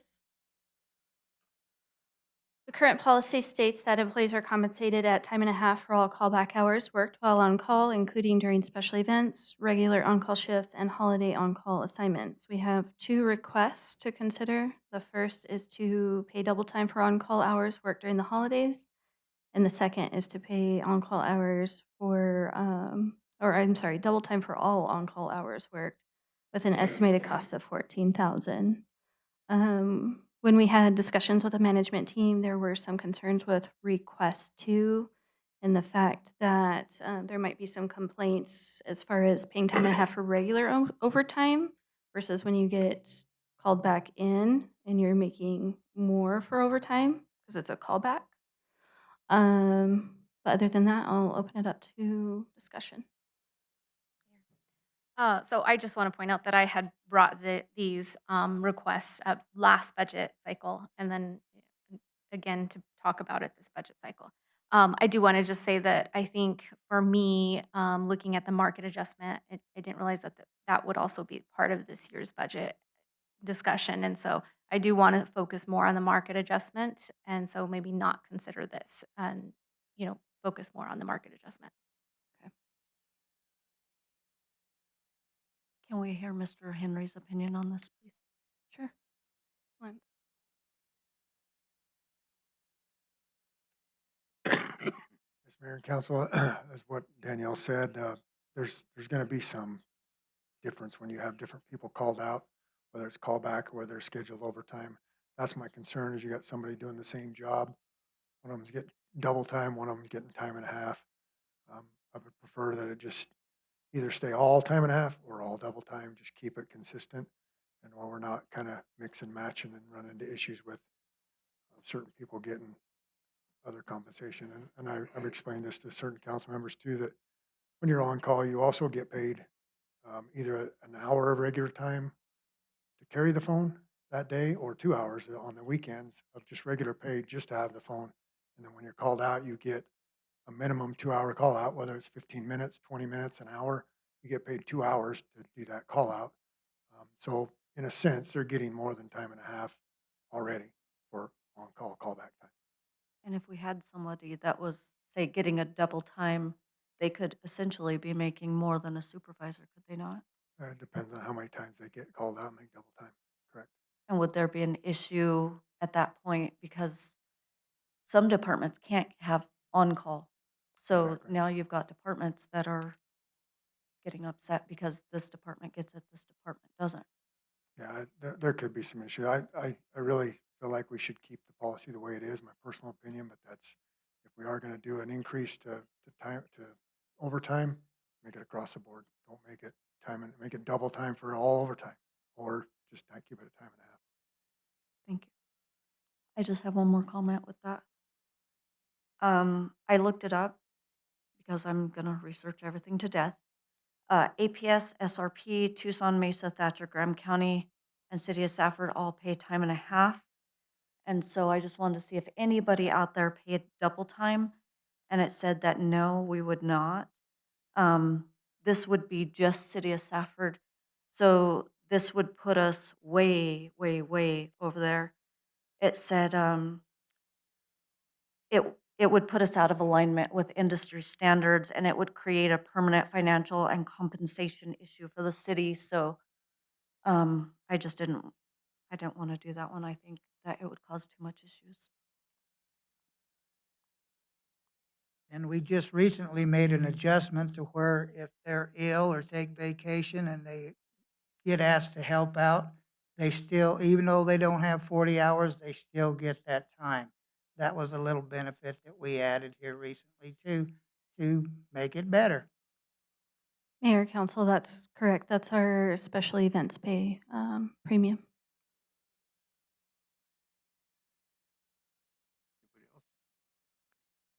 Okay. Next topic is probationary increases. This is actually a recommendation to discontinue. The probationary increase policy conflicts with the annual merit cycle because of the timing of both overlap. The probationary increases occur probationary increases occur at an employee's 12-month anniversary, while annual merit increases are applied at the start of the new fiscal year, following the city's evaluation cycle, which is January to December. Because employees cannot receive two performance-based increases within the same period, this creates extended gaps between their probationary increase and annual merit increases. So to simplify the processing and reduce confusion, it is recommended that the probationary increase be discontinued. This recommendation does not change the probationary evaluation cycle, only the associated increase. And I'll just add that when we had this discussion in management meeting, I got the impression that all the department heads were on the same page in this regard. And so there's been employee complaints as far as, when they get their probationary increase, well, now they have to wait 1.5 to 2 years to get their merit, and it's because the 2 cycles don't line up. And so with that, I'll open it up for discussion. So are you saying, like, when they finish their 1-year probationary, they would, even if it's in, February, and merit comes in August, so they would not have a raise from their probationary, they would wait until the review opens? Right. So they would just fall right into the annual merit cycle. And like I mentioned, it'll reduce a lot of confusion with the employees in those extended gaps if they just get their annual merit and COLA. So any other questions? Does it affect 2 different years or just one? Mayor, Council, when we were looking at timelines, I feel like we got up to close to almost 2 years when there was a gap. And so that's really what pressed the decision to finally just discontinue it, because employees were complaining that they had to wait so long. But it was getting up to like 2 years when we were reviewing those timelines. So because of that, they could get 2 bad years.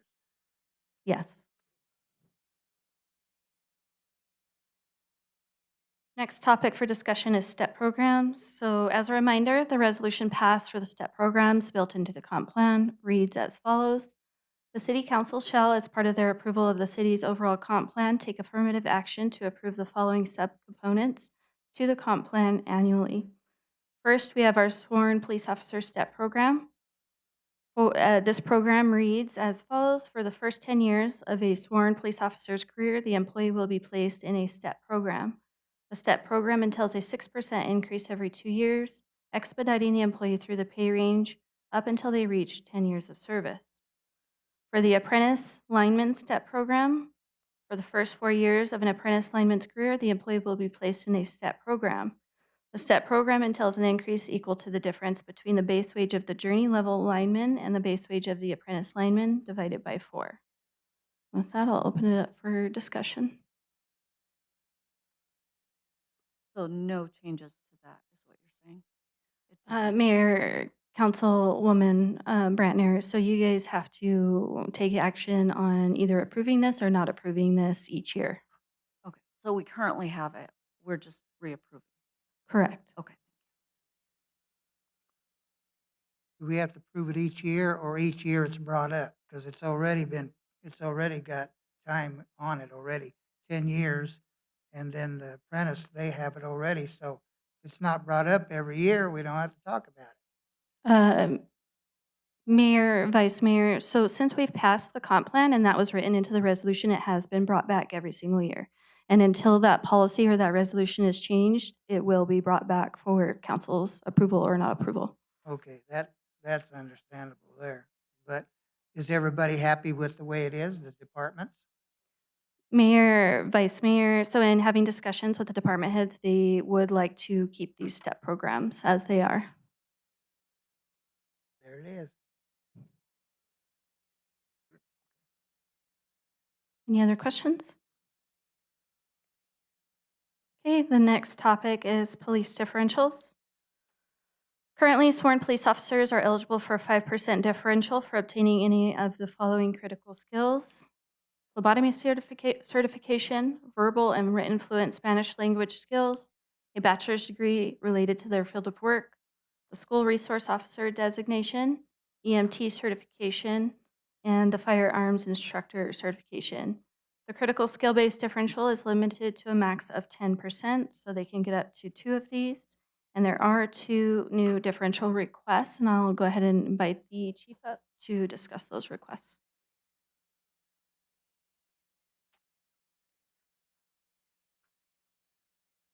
Good evening, Mayor and Council. This is a request to add a defensive tactics instructor, excuse me for a second, as well as the drug recognition expert. As you can see on here, these positions are what we would consider advanced certifications for the police department.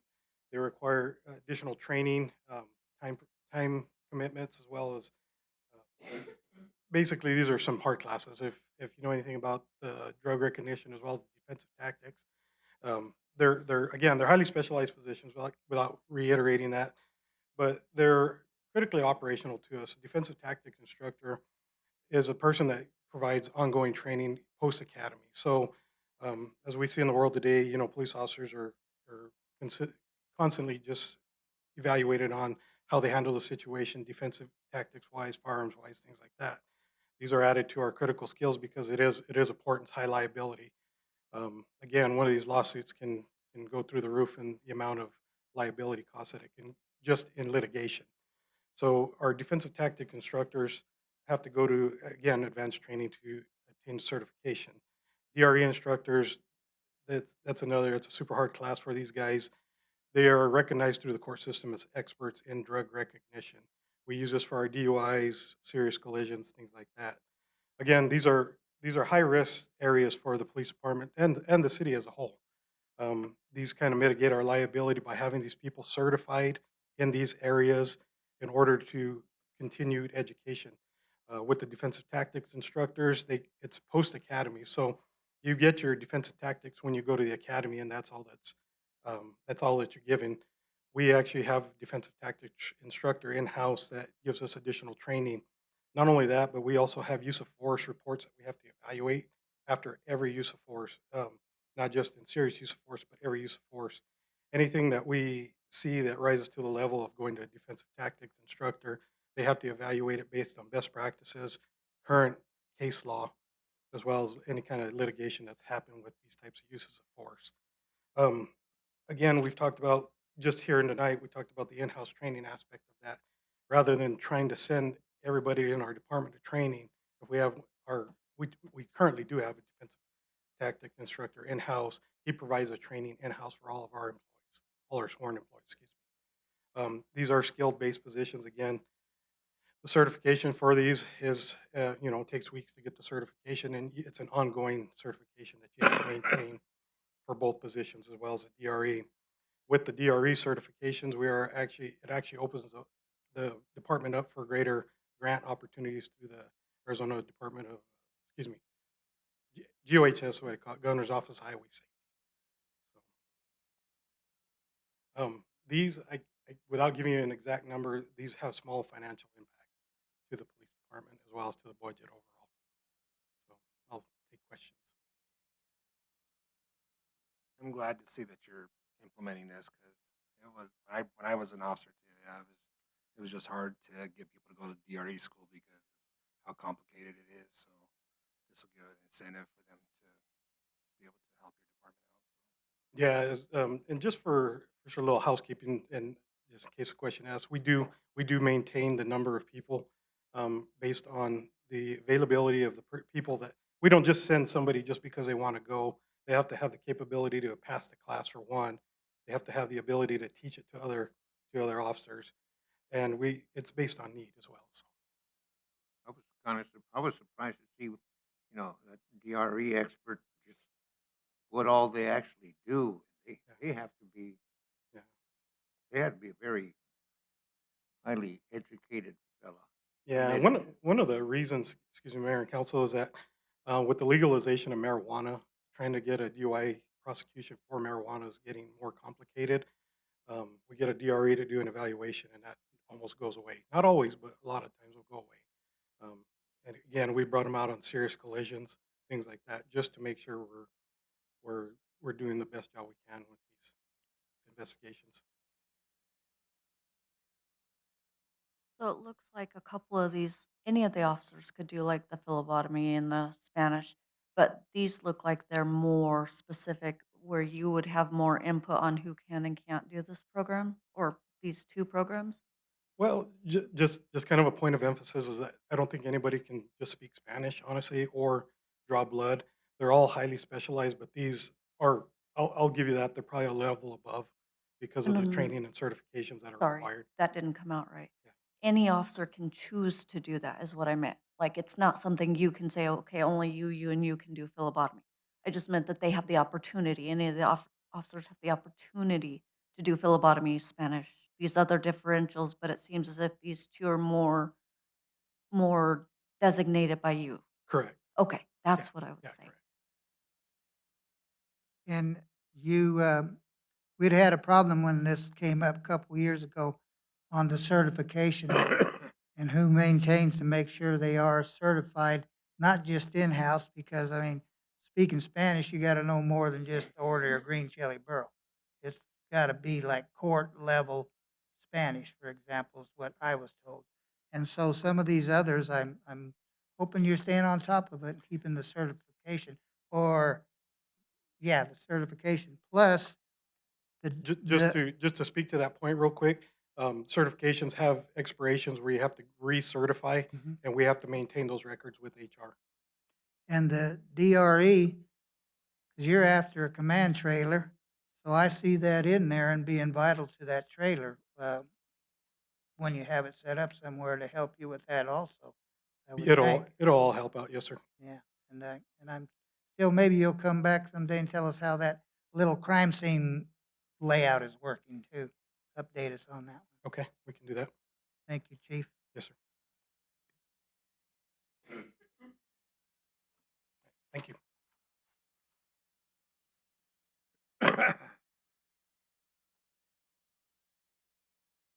Any other questions on that before we move on?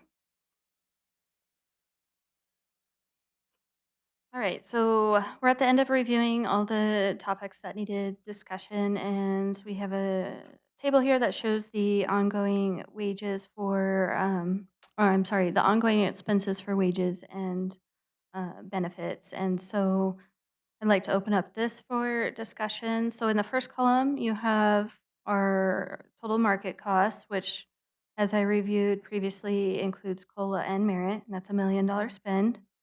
If you were to just approve COLA increases, that costs 385.7 thousand.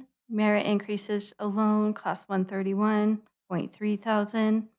If you're going to do the health insurance increase and keep the current 90-10 split, that total cost is 136,000. And if you're going to go 100-0, that cost us 265. So with that, I'm going to open it up for discussion, invite the finance director up again for recommendations and further discussion.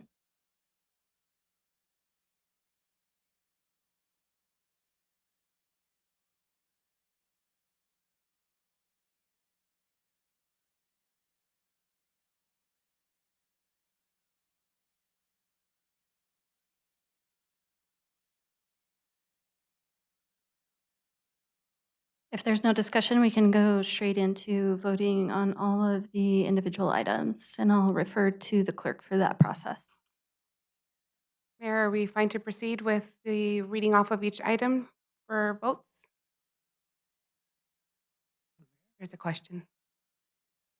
Uh, I'd kind of like to know what the insurance is going to be prior to all these. Because that would make a difference in what I consider. Danielle? Mayor, Council, yes. So once again, we do, out of all the votes tonight, we do specifically need the insurance one. So I think what Vice Mayor is asking is that you guys vote on that first and then go through the rest. But I do definitely need that decision tonight if I could. Mayor, Vice Mayor, is that what you meant? You want the vote first Yes, on the because- insurance? Yeah, because the amount's going to make a difference and really and I had said at the beginning, a lot of these I still want to see further discussion on the budget because where we might be cutting, because we're staying level as far as I know with our revenues. And so I want to approach that in that manner on some of these some of these things going into effect. So Mayor, Vice Mayor, again, only the insurance will be the actual effective vote tonight. The others will be just the vote of direction, and then Finance Director Troy will bring it back for the final budget adoption. So we're still fairly early in the budget process. It's just kind of helping us structure what we're going to bring back to you is what the other votes will be for. Okay, Mayor, are you okay with me proceeding with the insurance votes first? Yes. Okay. So all those in favor of 9010? Oh, 90, 10? I thought we don't And need. please a hold up motion, your do hands we? just for a bit so I can write all this Wait, down. Do we not need a motion? This one Let's is make a the- motion first on that, right? Oh, Let 'em for the make a motion insurance of one? What they want to do, and then vote from there. Oh, yeah, we can go with the motion. Okay. So you do a motion, I need a motion if there is one for 9010. Mayor, I motion that we leave the healthcare at 90, 10. second. Okay, we have a motion and a second to leave the healthcare at 90-10. All in favor?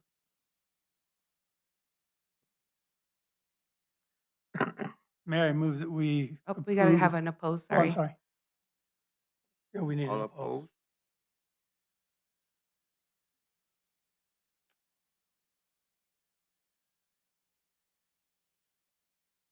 Do you need to do anything else, Pierce? Should, So that motion dies for the 9010, correct? Because we are 3 to 4.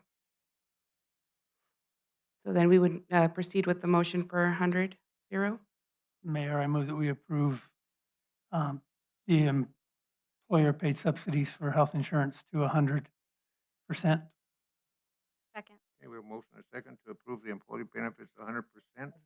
I'd like to see about an amendment, because I'd like to amend it until we know, have you also made a decision, is that going to involve the spouses and the family members too?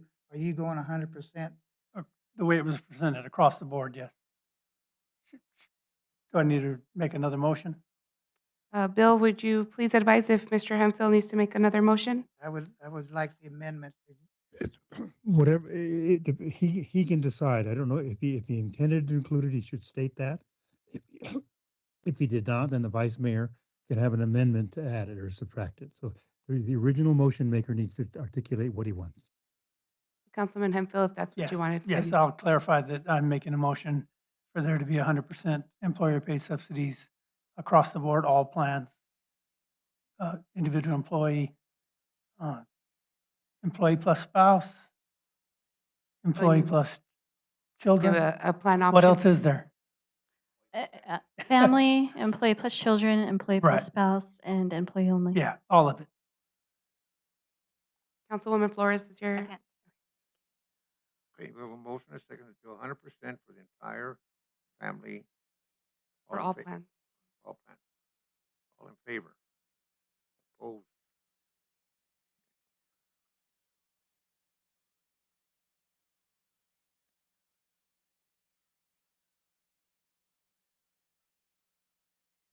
So then that approves the 100-0 plan with the vote of Councilman Hemphill, Mayor Ortega, Councilwoman Flores, and Councilmember Arbizo in favor, and Councilman Magoy, Councilwoman Bratner, and Vice Mayor Lopez opposing. Are we good to move forward with the rest of the items? Can I make a comment on that, please? Mayor would have to address that.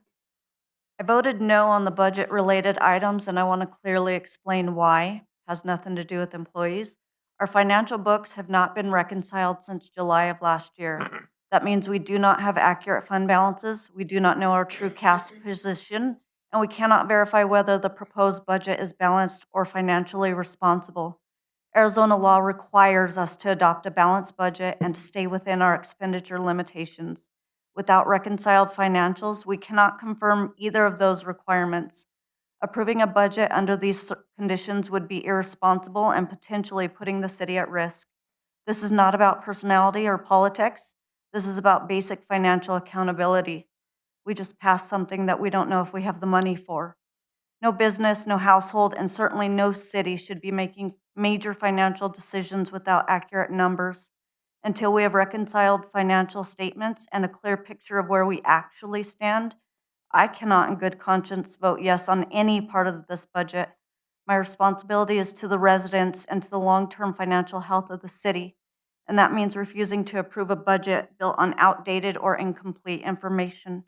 For those reasons, that's why I voted no, and it has nothing to do with the employees. Mayor Ortega, are we fine to move forward? Thank you.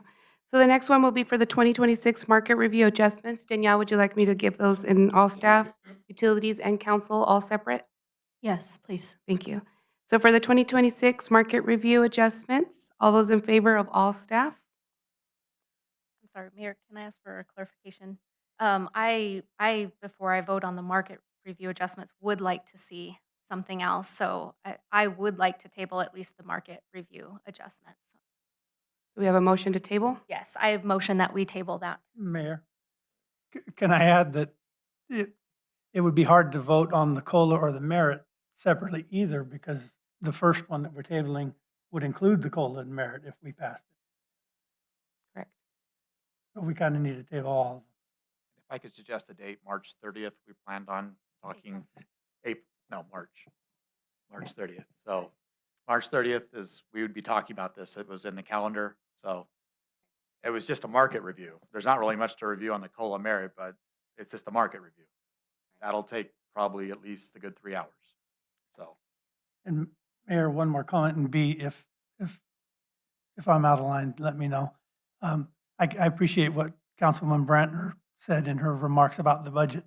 But based on that logic, it'd be irresponsible to even approve 90-10, because we don't even know if we can afford that. That's Based status on- quo. What?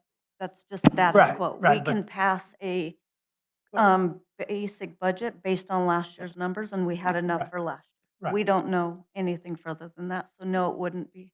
Mayor, Councilman Hemphill, at this point, we will Is off, yes. we'll move forward Thank with the remaining. Sorry. So Councilwoman Flores, you did have a motion to table the items after discussion.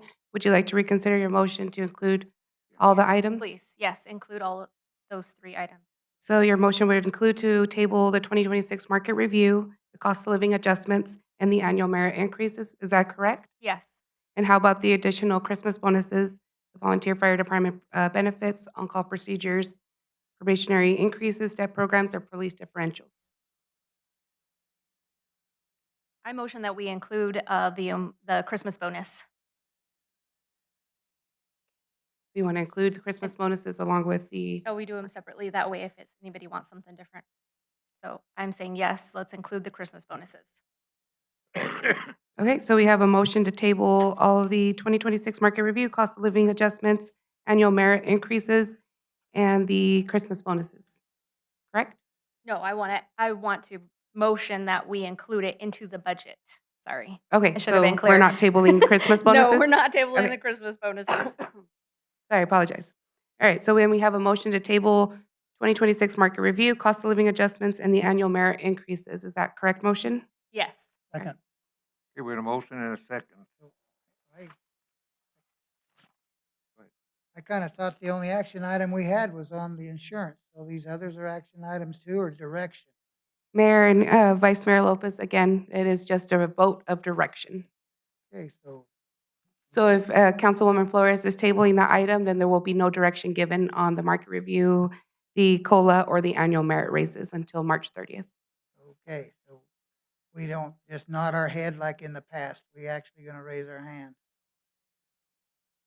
Okay, go ahead. I'm following. I'll wait for Mayor to do we have a first, or a motion and a second? Okay, we had the motion, we had. did we Motion and have a second to we had a table. Second to table? Okay, all in favor? Table. It's table. Any opposed? So that was table. Councilwoman Bratner, I did not see you raise your hand. Are you recusing from voting? Could you please state that verbally for the record, not just the head Oh, shake? yes. I'm Okay, abstaining. so it is proven, or approved to table from 6-0 with Councilwoman Bratner recusing from vote. Okay, so next would be the Christmas bonuses. I make a motion that we include the Christmas bonuses in the budget. Second. Question. I thought if we're just giving direction, we don't make motions. Oh, we don't need a motion? We're doing it as a vote to give the direction to the me finance restate director and HR, so. So it's a, I am motioning that we give direction to include the Christmas bonuses in the budget. Second. Okay, a motion is second to include the Christmas bonuses in the budget. All in favor? Opposed? abstaining. Are you recusing again?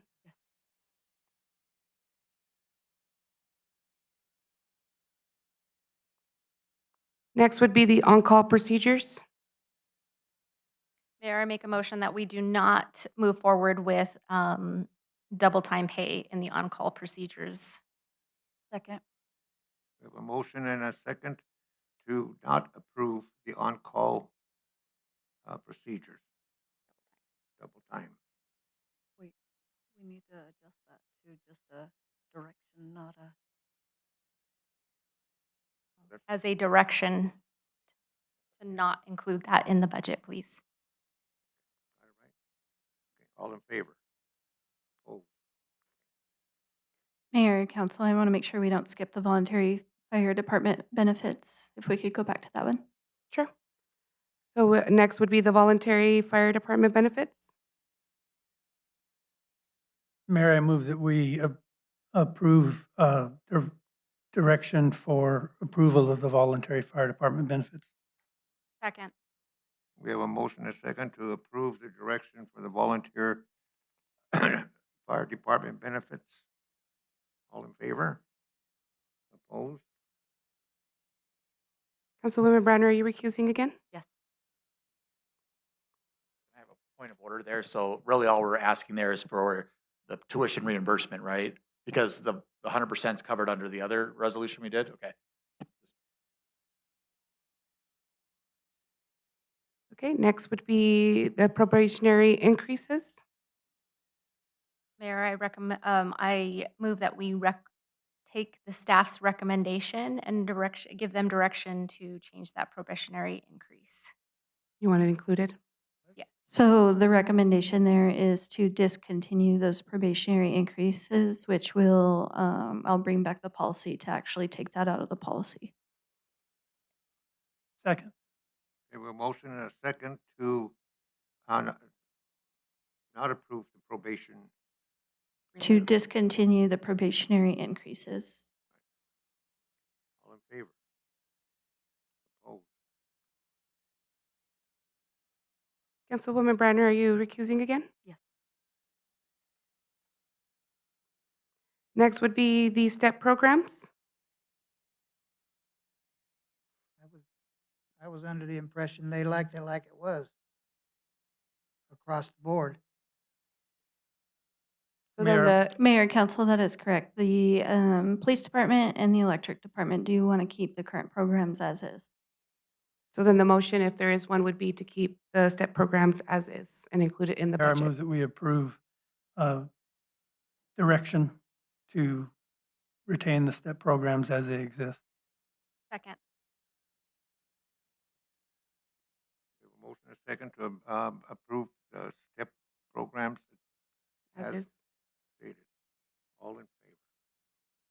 Opposed? Councilwoman Browner, are you recusing again? Yes. Thank you.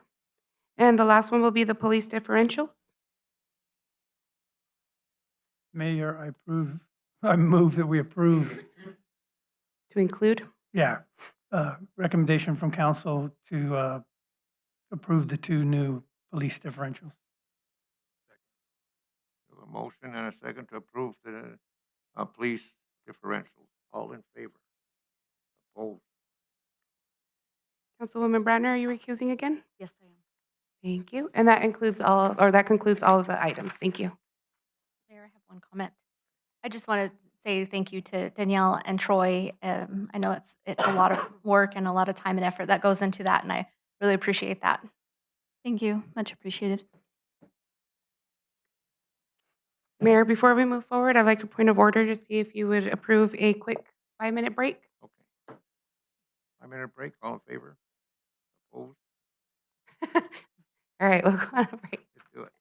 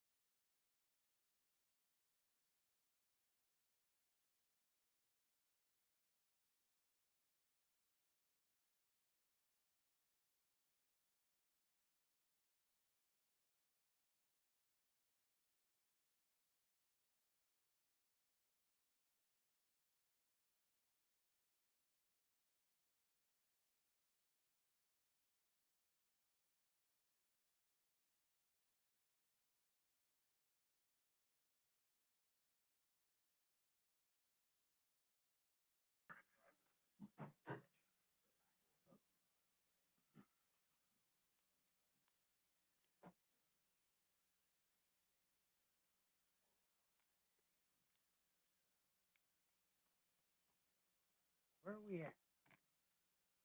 Oh. I forgot.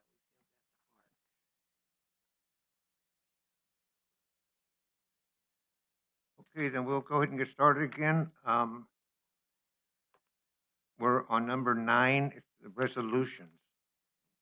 Number 1, Resolution R 26-014, budget amendment changing the 2026 to 2030 capital improvement plan budget.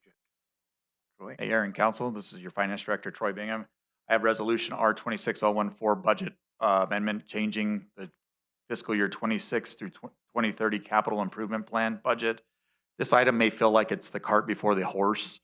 This is a budget item just to amend the budget based on what is going to be coming 2 items from now. So again, you'll get a chance to talk about it. What we're asking for here is we've looked at what staff is going to be proposing in their contract approval tonight. And we looked at the budget and we looked at what we would need to approve that. That doesn't mean that we're automatically approving the contract, that item 2 from now. But what we're looking at is if you wanted to approve all the items that your Public Works Director is going to present to you, you would need to increase the budget currently $3.2 million, $3.242,830.60. That would be, this does not include excess ramadas, but it does include everything else that the Public Works Director will present tonight. So with that in mind, this is a budget amendment. That doesn't mean we're actually approving anything at the park. We're just making it possible to have that secondary vote in the next 2 items so that you can fully understand what you're awarding on that item and you can award as you see fit. But if you did everything that the Public Works Director is presenting, you would need $3.2 million right now. Any questions on how I got to that number that might be helpful in understanding? This budget, this $3.2 million of this came from CARES and other grants during the COVID-19 pandemic. So we are using some of the federal money. The federal government has already given us that money. Before we actually built the park, they just gave us the money.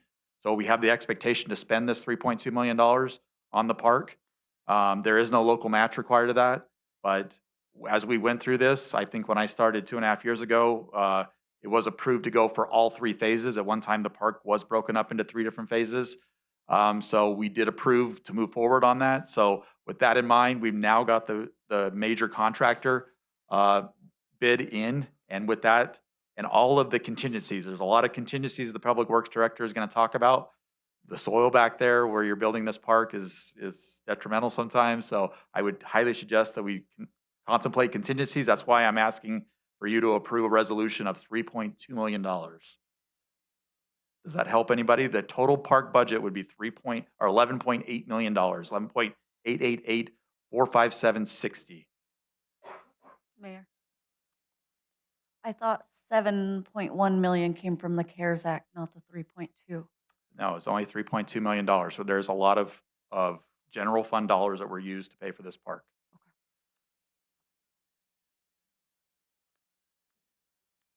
And And this would be an additional, we have contingency of $5 million in our general fund. So we can handle this $3.2 million ask for additional funding. It does hurt, as we presented the CIP at the March 23rd meeting. This hurts. This takes away from my fund balance in the general fund. So we would have to contemplate some different changes than what I presented to you last week. So right now, this makes that $3.2 million less in the general fund if we did move ahead with this item. Again, if you don't spend the contingency, that you don't necessarily are going to spend the contingency. It's just budget. So we might be able to salvage that. But again, this will take 18 months before I will know what the total cost of the park is. We just want to make sure we have the sufficient funds to cover the budget to do whatever the Public Works Director is asking of you tonight. So and does it take the fund balance below? as you could look right now, it would take it below No. the requirement. So it doesn't take it below, like we're in a negative fund balance. It takes it below our 50% plus current year debt service requirement if we move forward on this and approve the CIP as it stood as of last week. So there's some things we can do. We can defer some projects. We can look to more debt instead of paying cash for some of the projects. So that's something that I'm tasked with over the next 1.5 months as we're early in the budget. to try to figure out what we can really do and what we really can't do. But if this is a priority and this project is in front of us and it's going to happen in the next 18 months, we need to move forward on this, and then I will work around that. So what I was understanding was he's just asking for this, but he might not even use it all. Correct. There's a lot of contingency in here. You're looking for just the construction contract has an $829,000 contingency.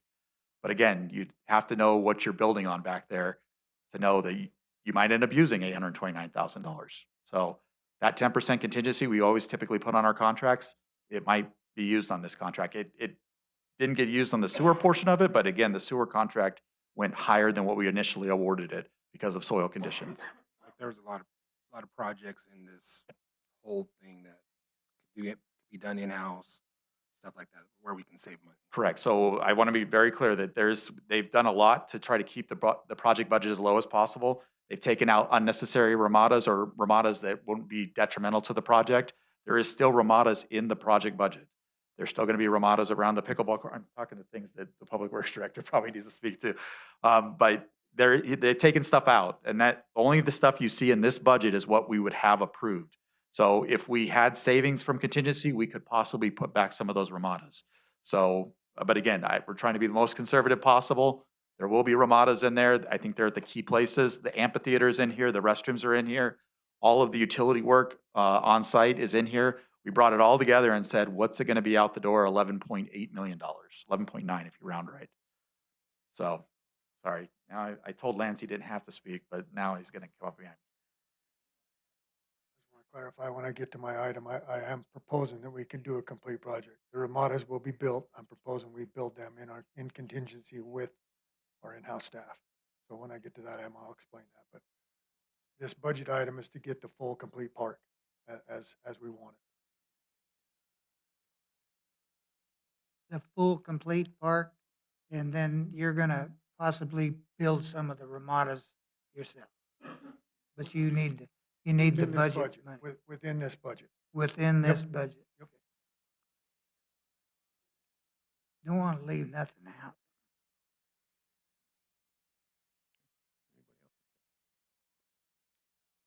With that in mind, I turn it over to you for a vote and action. On the budget, again, you're going to get an 2 items from now to talk about awarding the contract. Mayor, I move that we approve Resolution R24-014, budget amendment changing the fiscal year 2026-2030 capital improvement plan budget. Second. We have a motion and a second to approve resolution R26-014, budget amendment changing the 2026-2030 capital improvement plan budget. All in favor? Opposed?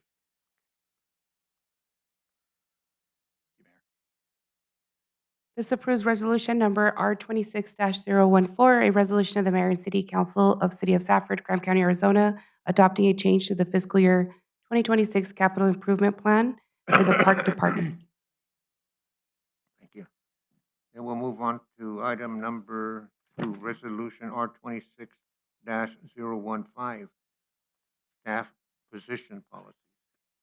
Good evening, Mayor and Council. Staff recommends that Council adopt a resolution approving an amendment to the city's staff positions policy to clarify the process for utilizing temp staff during employee leaves of absence. The staff positions policy outlines the requirements for establishing and filling city positions. The proposed update clarifies the circumstances in which temporary positions may be requested and establishes the requirement that temporary employees remain below benefit and retirement eligibility thresholds. It also establishes when the temporary employment should end. This ensures consistent practice across departments and maintains clear expectations for temporary staffing during employee absences. Staff recommends that the Mayor and City Council adopt the revised staff positions policy of the HR Personnel Manual by approving Resolution R26015. And with that, I'll stand for any questions you may have. So it says, it also establishes a temporary employment when it should end. So is there a chance of it ending before that employee comes back, or if we ever run out of time, or Mayor, Vice Mayor, so what I'm referencing when I state that is we've added to the policy and it reads, these assignments should end once the permanent staff member has fully returned from leave. So the length of leave is sometimes unpredictable, but once that employee does return, the temporary assignment should end is what we're proposing. Even if it's 2 years? Mayor, Vice Mayor, I don't see a leave extending that long. Under FMLA provisions, it's typically 12 weeks. Under ADA provisions, it can get up to a year, but anything past that is extremely uncommon. So you're gonna watch over this, Mayor, Vice Mayor, yes, all leaves are tracked. make sure it works. Right. Uh, This just came to us. How was it handled in the past? Mayor, Vice Mayor, since I've been with the city, we've had this come up one other time, and the former city manager approved a temporary position to cover a leave of absence with the thought that this is covering an FTE that's already approved and budgeted for. Other than that scenario, I'm not sure how they were passed before that, which is what prompted this policy change. Because we want to make sure it's in policy and we're doing what's expected in these scenarios. 'Cause I thought I read that if it happened in the past, it needed to be approved by the manager and the city council. Mayor, Council, I don't believe this exact scenario has been in policy before. But the past scenario was. I don't think it's ever been in policy that I'm aware of, so that's why it's being added now. I just want to make sure somebody just didn't do it on their own without a policy. So now we got a policy to do it by. And in the past, it seems like we didn't do it by the policy. It was just done. So Mayor, if I can. Mayor and Council, so good question, Vice Mayor. This came up recently to my attention in discussions with Danielle and Troy, was how we handled this in the past. And since there was no clear-cut policy, I asked for her to bring this back this evening, so we had policy that allowed me, as the interim city manager, to make a decision on this. We're facing an interesting position with a current employee that I can't go into the details, but that employee is off for an unknown extended amount of time. We need to backfill that position and get work completed. And in our discussions, there's nothing that allowed me that we could find to make that decision on behalf of the manager's office. So therefore, we're bringing this back to you for your consideration. And this will help me continue the operations of the city.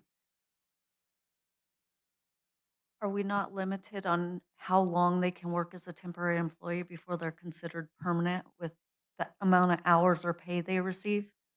We are, which is why I specifically put in here that we want to schedule them so that they don't meet those thresholds. And so when it comes to ASRS retirement benefits, there's what's called a 2020 rule, meaning if an employee works at least 20 hours up to 20 weeks, we have to start offering retirement. So we want to stay under that threshold. And then for benefits, if you work an employee 30 hours up to 90 days is when you have to offer benefits. And so we want to stay under that threshold as well. And so when department heads are scheduling their temporary staff, they should be making sure that they schedule appropriately. And then, of course, HR can have some oversight there to make sure that that doesn't happen as well. So they're not just going to be temporary, they're going to almost have to be part-time. It makes it easier if they're part-time to not meet those thresholds, but you can work an employee full-time up to that 90 days, the 12 weeks, if you needed to. You just kind of inch closer to meeting those thresholds. So it's easier if you hire them part-time. But if the employee is out for a year, like you said, once we hit that 90 days, then they're going to become a permanent employee, would they not? If we continue to Right. use them? And so those things have to be taken into consideration when hiring these employees. So could maybe we get this rewritten with some more clarification to that? Mayor, Councilwoman Bratner, what is your recommendation as far as an amendment? I would just like to see it have the wording in there to make sure that we don't accidentally get a temporary go into a permanent, and then now we've got the employee who needs to come back to a job, but we're stuck because we overworked them. So there needs to be some kind of clear recommendation in there of the max amount of hours, because that's not stated in here. Mayor, Councilwoman Brantner, and so every scenario is a little bit different. So I kept it general because you can have different scenarios as far as how long you work them and how many hours. And so my intent with writing it the way it is just so that we don't have to list out all those different scenarios. And s- the point is that department heads understand that they have to schedule them to not meet those thresholds in general. So, but there's a lot of different scenarios, a lot of different schedules, a lot of different hours per week, um, that kind of thing.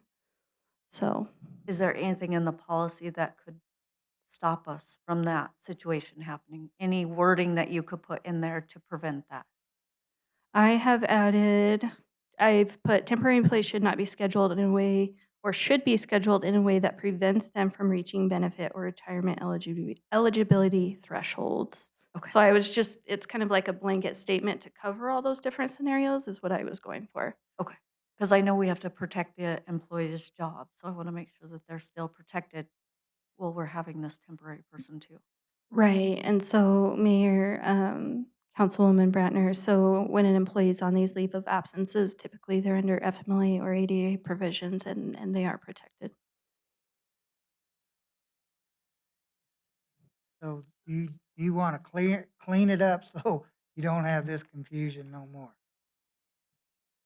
Mayor and council, since he's looking at me, Vice Mayor, yes. Okay. Mayor, I move that we approve Resolution R 26-015, staff positions policy. Second.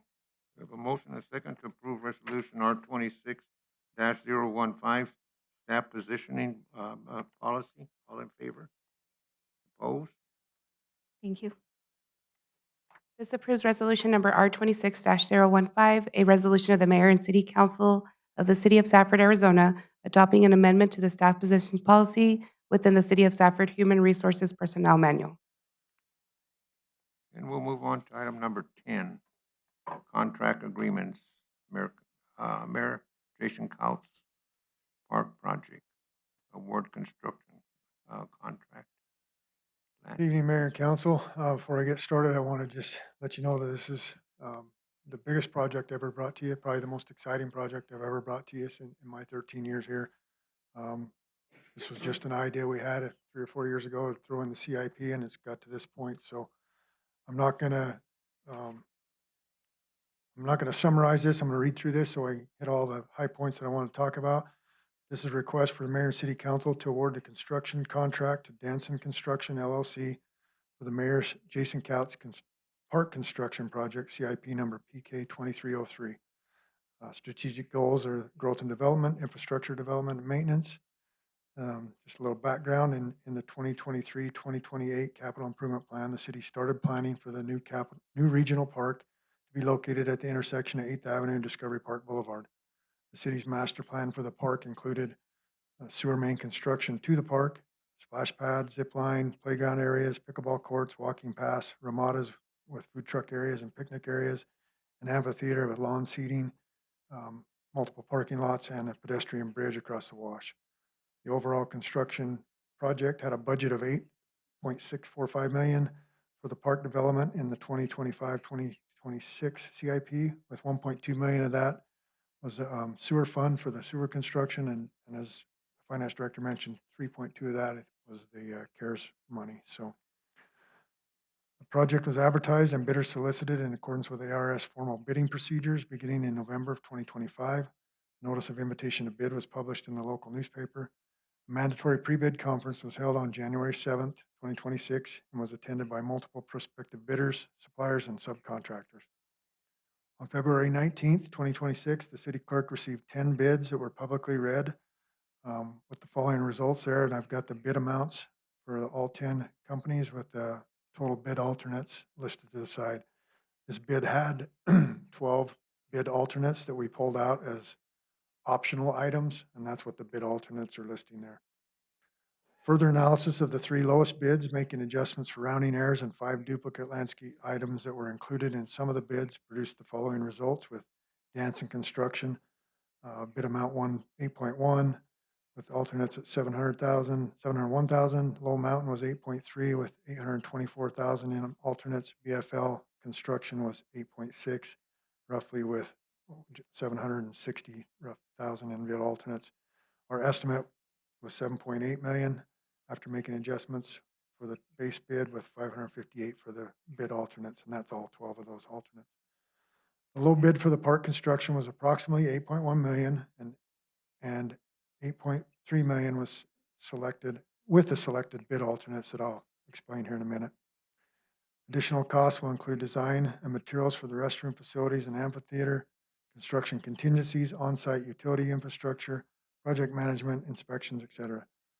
To award the bid, there must be sufficient budget in the project for all phases of and activities that are planned to be performed at the park. Additional 3.2 million has been requested by the finance director from the general fund to bring the total budget to 11,457,060, which includes that 1.2 million from the sewer funds that was to construct the offsite sewer, which I can't touch the remaining of that 1.2 either. So a full budget recap was presented with the budget amendment and resolution item that you previously passed. Staff is recommending, or staff and Kimley Horn have found that the lowest bid submitted by Danson Construction LLC is the lowest responsive bidder and is qualified to complete the work as specified for this project. Therefore, the total contract award for Danson LLC is recommended as follows. The construction base bid award of $8,105,375.51 with selected bid alternates 1, 4, 10, and 11, which I'll explain those. Bid alternate 1 is a pathway along 8th Avenue from the park down to 26th Street, a paved walkway, $53,633.88. Bid alternate 4 is additional post and cable fencing. In the bid itself, we had a minimal amount of post and cable fencing, and this post and cable fencing would basically encompass the park to protect park patrons from anything coming off of 8th Avenue. So that additional post and cable fencing at $61,301.86. Bid alternate number 10 is the off-site sidewalk along 8th Avenue. So part of this project is curb gutter, sidewalk, and street improvements along the park. If we didn't do the pathway coming up 8th Avenue, the paved pathway, there would be no reason to have sidewalk along there. So that's why I'm requesting that we do the paved path and the sidewalk along 8th Avenue. And then part of the bid, just for aesthetic reasons, there's some exposed aggregate finishes on some of the sidewalks within the park. Certain panels have a washed aggregate. If you've seen those around, it looks very nice. It just gives the concrete a different texture. And so for $35,814, we can have those exposed aggregate just to give it a little better aesthetic finish on the sidewalks. And with this contract award, I'm also proposing that we award a change order for Danson Construction for $640,002. So the original plan was to purchase pre-designed and fabricated restrooms and amphitheater structures from a third-party vendor, which we would buy ourselves and then give that to the contractor to install at their labor costs in the bid. But after the bid opening, Danson proposed a design and materials offer that would save project time and money. One of their concerns was being able to get these long lead items to them so they could actually start constructing the amphitheater on time and restroom on time. They proposed that $640,000 change, which would save us over $100,000 is what our cost would be savings to do that, and that would get them started immediately in the design, and then they could start ordering materials and start construction way ahead of schedule, saving us time and money. The project is anticipated to begin in early summer of 2026 and completed in fall of 2027, barring any construction delays. And so the budget that you previously awarded, I'll kind of summarize here. The total construction contract would be $8,933,764.36. I did fail to mention inside that contract, there is also a contingency of $320,000 that every contractor had to put $320,000 of incidental items. So we also have, on top of the $829,000, $326, $829,326.24 of construction contingency. I've also got 320,000 in the actual bid item for contingency. So over $1 million in contingency. Design services that we spent on this is 835,317, or will spend. The water and electric on-site improvements are estimated at $90,000, and the on and off-site sewer construction, we had a budget of 1.2 million and we spent 836,000. So there's some remaining budget there of sewer funds that I can't spend, but it's part of the budget because it was put in the overall budget. I think I've covered all the high points. I'm sure you have some questions. I'm happy to answer any other questions you may have. We had talked about an entrance to the Yeah, park. so those 12 bid alternates, one of them was we just basically threw in there we didn't give them the option of what we wanted for an entrance. We said, all right, everybody's going to bid $16,000 for an entrance. We don't know what that would get us. I didn't include that as an alternate. I didn't want to award that because I thought, well, we can either talk to Danson, let them propose an entrance feature for us, or we can do our own and build it ourselves using contingency that's in the budget. We do have a spot for the entrance monument sign. The flagpole is part of the bid. It's going to be in there. It'll all be ready for a sign. It'll just be a matter of how we want to do it. Some other items that were alternates was, Finance Director mentioned the small ramadas, the size that we have it, that we build in all of our parks. They're 16 by 16. Our guys can build those for roughly $5,000. The bid came in over, I think it was 40,000 plus for each one of those. And I've already talked to the contractor. They're more than willing to work with us, let us work in there with them. We can get some of these ramadas built while they're working, so we're not doing it after the fact. We've got 18 months to do it, so it gives us time. I know there's concern of staff taken away from their everyday duties. I feel like we can get this done. We can do that as the time progresses and get it done. We can also buy the side amenities, which was another alternate. Drinking fountains, trash cans, park benches, that kind of stuff was a bid item as an alternate, but us buying them and putting them in ourselves just saves a contractor markup. So we can save money by just doing that. And that will all come out of contingency that was approved in the budget. I won't come back to you and say, I need more money for drinking fountains and park benches. It's all included in the approved budget increase. I had a couple of people talk to me about, now, we're not going to have any tennis courts there, are Not we? tennis courts, just pickleball courts. We got tennis courts down at the high school. Anybody wants to go use them, we've got access at all times, and they can feel free to go use those at any time. They're open. They've moved their gates, so those are open to. We have an agreement with the school that we can use those anytime we want.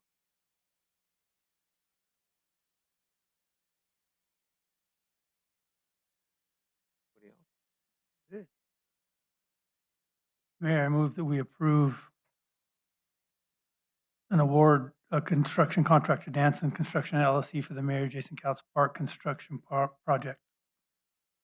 Second. Okay, we have a motion and a second to approve the Danson Construction LLC for the Jason Couch Park Construction Project. All in favor?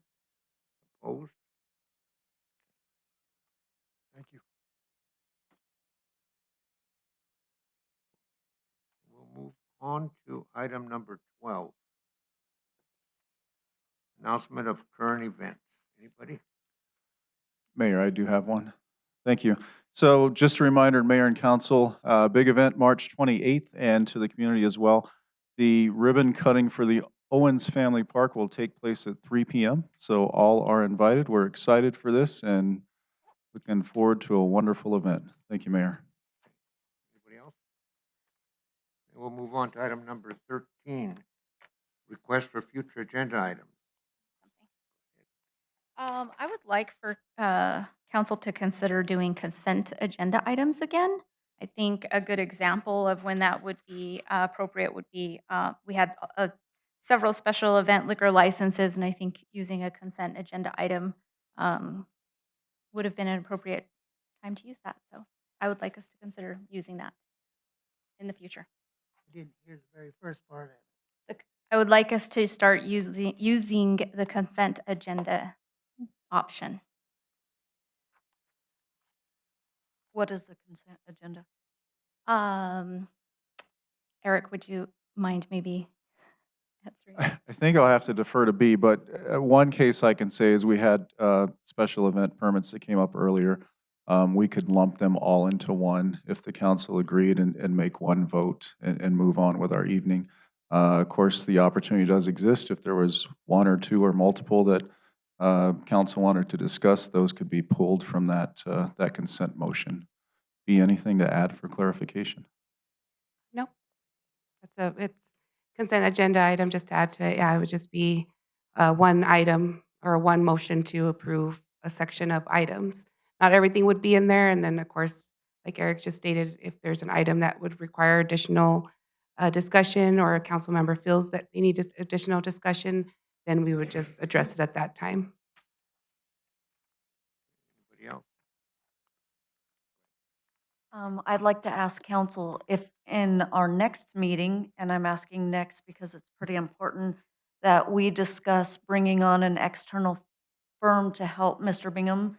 I know that he's pretty bogged down, he's short-staffed.